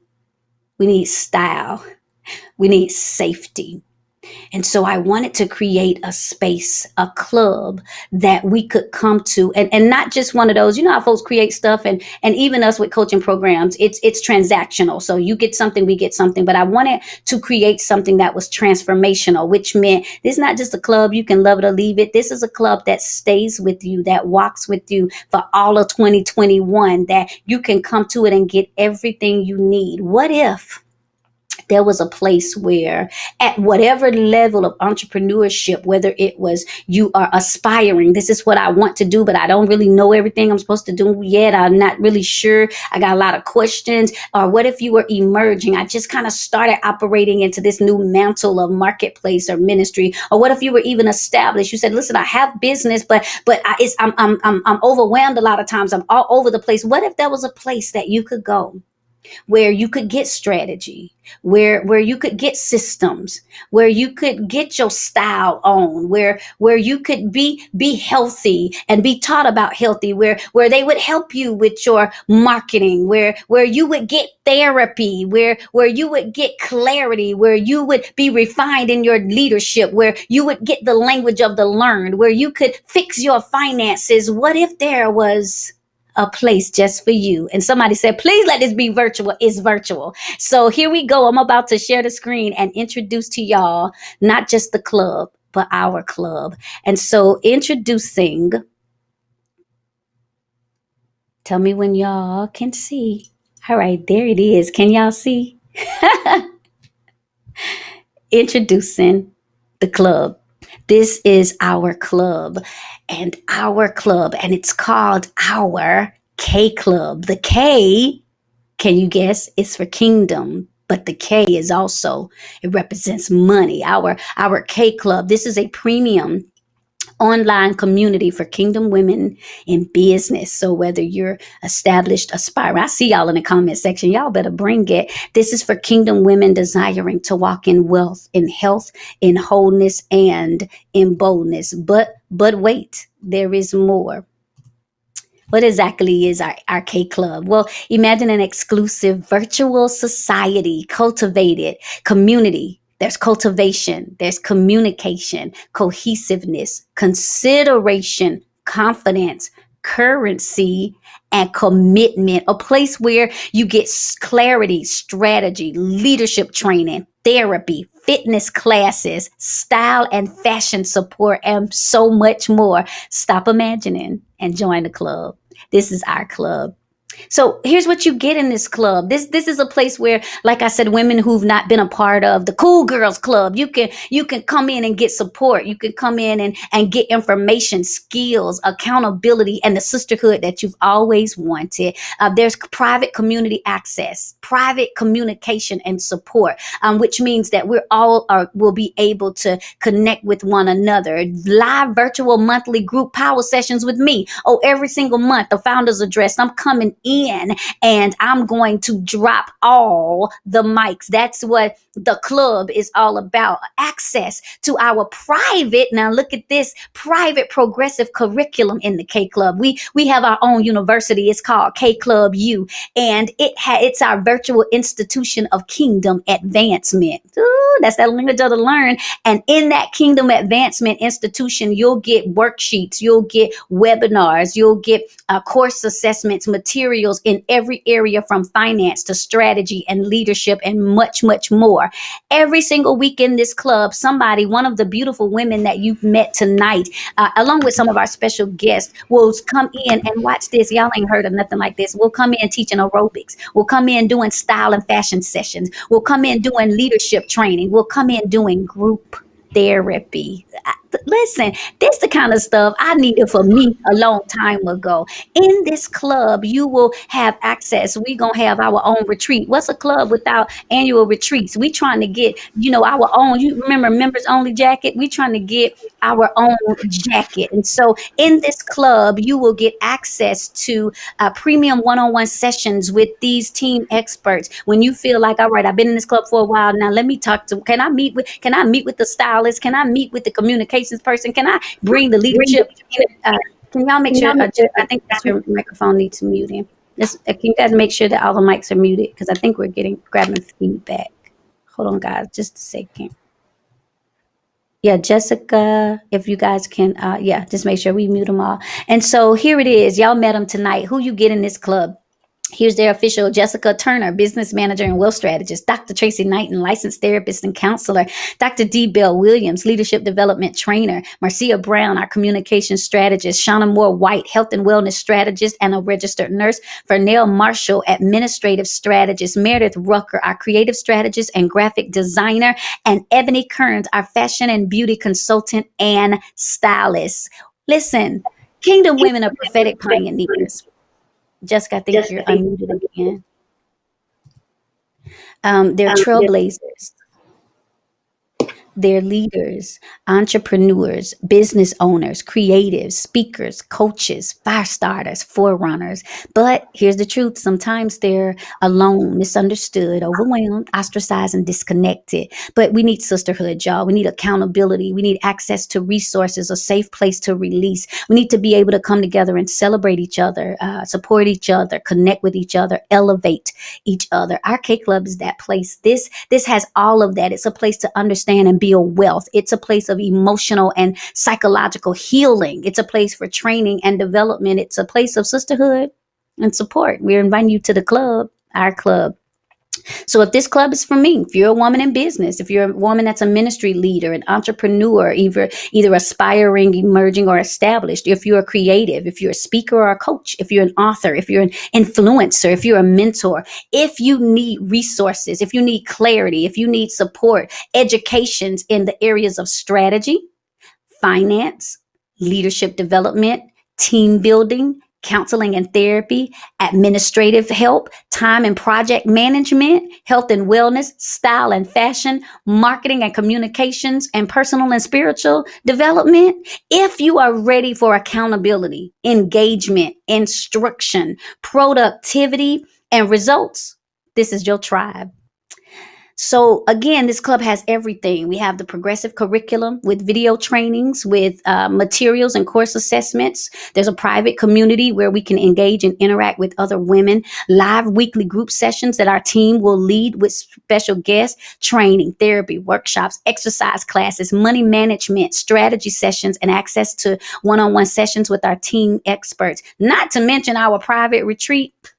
This is for you. You've never seen and you've never been in a club like this that will shift you in your impact and your influence. And guess what? In your income. Now watch this. This is a big thing. That other K represents wealth. I'm going to be teaching you, and I've been so excited. This year, I've actually been able to be a multiple six-figure earner. And I always say that somebody has to win to give the rest of us the strategy. And so I'm going to be providing courses with strategy on how to monetize your message and expand your influence so that you can increase your income. Jessica is a wealth strategist. She's going to give you information on how to obtain, maintain, and sustain your wealth. Dr. Tracy understands that your wealth can't shift until your mind shifts, and she's going to give you insight about your internal interruptions that stop you from getting into your wealthy place. Shauna realizes that wealth is a limit, not just limited to money. If you're not healthy, you can't be wealthy. What's the point of having the money if you're not healthy enough to enjoy it? Dr. D understands that with wealth comes responsibility. How are we able to take information and instruction? How are we able to operate as leaders if we don't have the right training, if we're not using integrity and operating in confidence? Marcia understands that you're going to attract what you articulate, and so she'll help facilitate the language of the learned.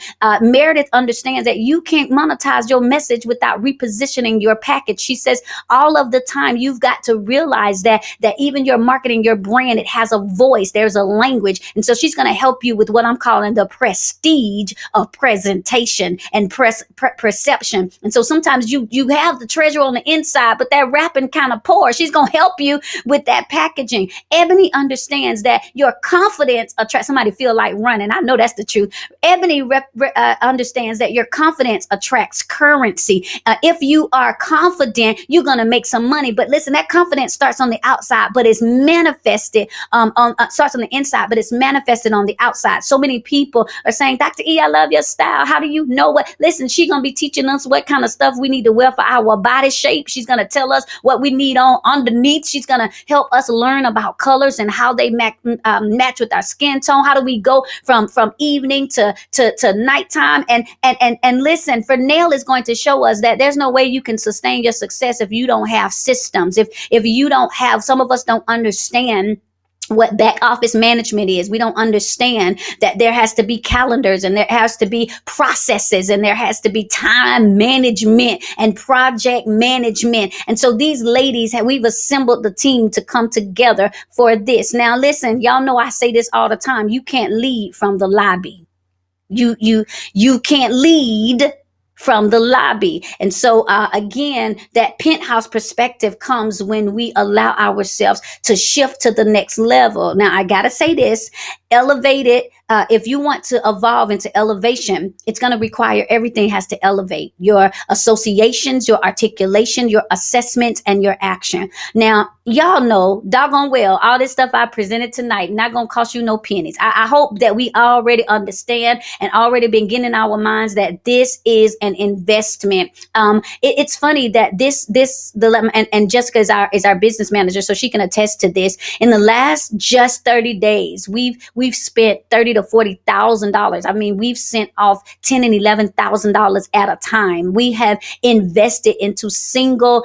We hired, and listen, all of this is protected. We hired an attorney to make sure that anything that's said in these sessions are confidential. That this stuff is protected. We've hired people to handle the marketing. We've hired people to make sure that everything, all of the privacy protocol, all of the things, we made sure that we've sold into it at a high price. I literally sold at an elevated level. And so I'm not asking you, I went into a business and I had to put out some money, not nearly, listen, not at a quarter of what we're going to be asking you all that want to be a part of it to invest. But I just want you guys to know I lead from the front.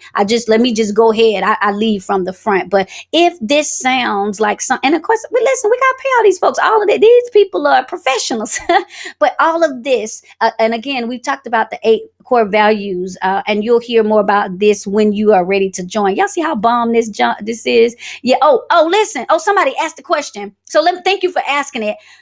Those of you guys that joined this club, yes, we're not just having a virtual party. Our induction ceremony, we all putting our clothes on, and I'm breaking out. We gonna break out our robes and our hats because we got to get on our doctoral stuff, because we actually are inducting. We gonna be in evening gowns, and we gonna have our black tie affair, and then we're gonna induct y'all into the club. And so this is not like, we're not playing with this. Like, it's gonna be, everything is next level. Y'all already know who I am, but just so that's right. When you pay something, you appreciate and value it more. But I just want you guys to understand that when I worked for one of the largest nonprofit organizations in the world, I was a part of its first global capitalization campaign. I actually was the person that secured the first $1 billion donor. I've created communication systems and strategies for nonprofits, for churches, for civic organizations, for individuals. I've helped them, and I've helped grow my brand nationally and internationally. So I want you guys to know that even when I created my first institute, it has already seen over 2.2K people that have come through it. It made 6 figures in the first 5 months. And so this framework that we are developing this club from, it's not because it's a great idea. The people that are here, Shauna, 17 years in the health industry. Tracy is a licensed therapist. Dee has a doctorate in education. These women, all of these women are certified and qualified. And guess what? They all kingdom. I think that's the part that makes me want to run. They're going to give you spiritual strategies for supernatural success. So here it is. This is the investment. All of that, I'm talking about aerobics, therapy, health and wellness, nutrition, communication strategy, is only going to be $497 a month. But here's the thing. Some of you all, if you want to invest and treat yourself to your early Christmas present, go ahead and just pay it all in. Who said? Somebody already said I'm in. Man, y'all gonna make me run. Invest in yourself.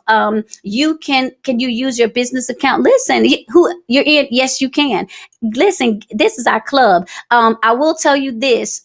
If you come in for the year, the reason you get that big discount, you save almost $1,000. You get 2 months free, and there's a bonus masterclass that somebody's talking about. Where's the link? I'm about to give it to y'all now. And so there's no long-term commitment. However, if you join, you've got to commit to 3 months, because that's what we do. We jump in and we jump out. But when you get into this club, you come in and you commit to 3 months, because you need to give yourself time to be acclimated, to learn, to grow, to stress. To stretch yourself. But after your 3 months, you can get in and get out when you want. But it ain't no way you coming into a club this cool and not wanting to be in it. So the link to join the club, I love that y'all in.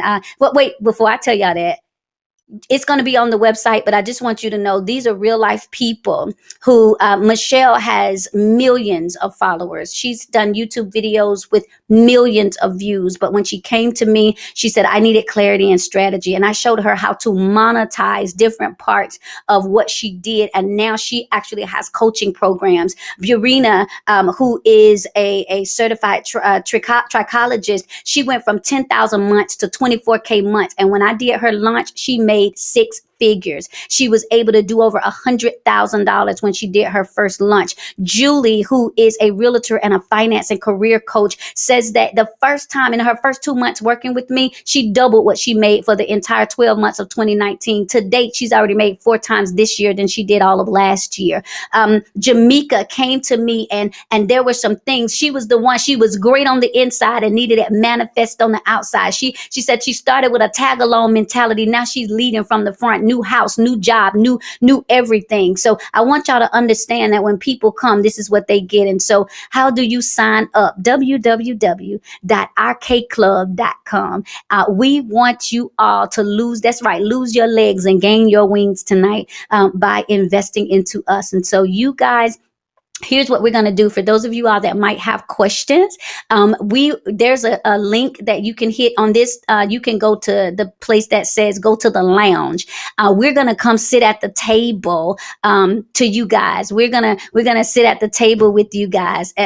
We don't put a price on the Lord. That's right. This price is for our club. So this is the investment that we make on this. So yeah, this is what we learned. Remember the Lord your God, he gives us power to obtain wealth. And so the site, they're saying the site is part. Hold on, the devil is a whole liar.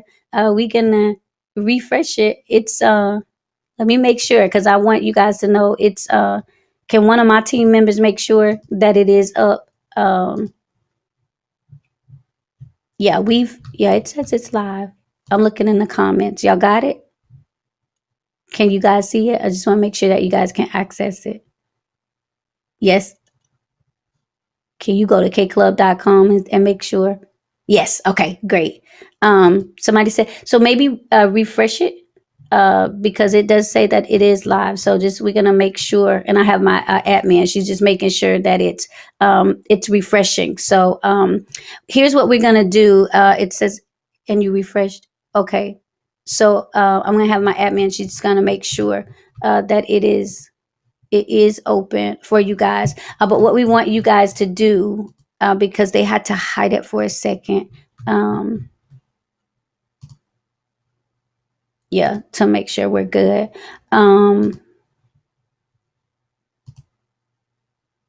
Okay, so I'm gonna have my admin check it. It does say,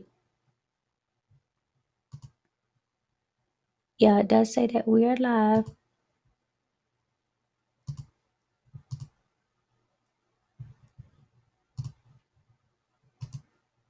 Okay, so what we're gonna do, it says save changes, so that should take us in. Yep. Let's see. So for Nell, she's going to go check. But before you guys go click it, here's what we're going to do. It's live and active. Awesome. So we're going to come into the lounge area for you guys. It's live now. Awesome. We're going to come into the lounge area with you guys that may have some questions. And we're going to come sit at y'all's table and talk to you all. So that you guys understand how to, if you have any more questions about it or kind of just, want to talk to the, you guys got it? Okay, great. If you guys want to talk to any of us, take a table. If you're on your computer, your laptop, you can go to the lounge area. So I'm going to click take a break. That means you can go to the lounge and you can sit at a table. And one of us, we're coming to the tables to talk to y'all. So if you're interested, for those of you all that are not interested, listen, tell somebody about it. Send them the RK Club link. I'm going to make an official post on Facebook in just a second. But we're going to go to the table. We're going to take a break. This is the conclusion of our event. I thank all of you guys that are here. But we're going to come. Thank y'all so much for this great feedback. Y'all just make my heart sing. But we want you guys, if you're on a computer, there is, when I hit take a break, it's going to have lounge. And you guys come to the lounge and it'll tell you to sit at a table. And we're going to come sit at the table. This was amazing. That's what I was going to ask. I already asked you if you guys enjoyed it, but thank y'all so much. I pray that this club is something that helps cultivate us and take us to the next level. So we're going to go to the lounge, but let me just say, may the Lord bless you.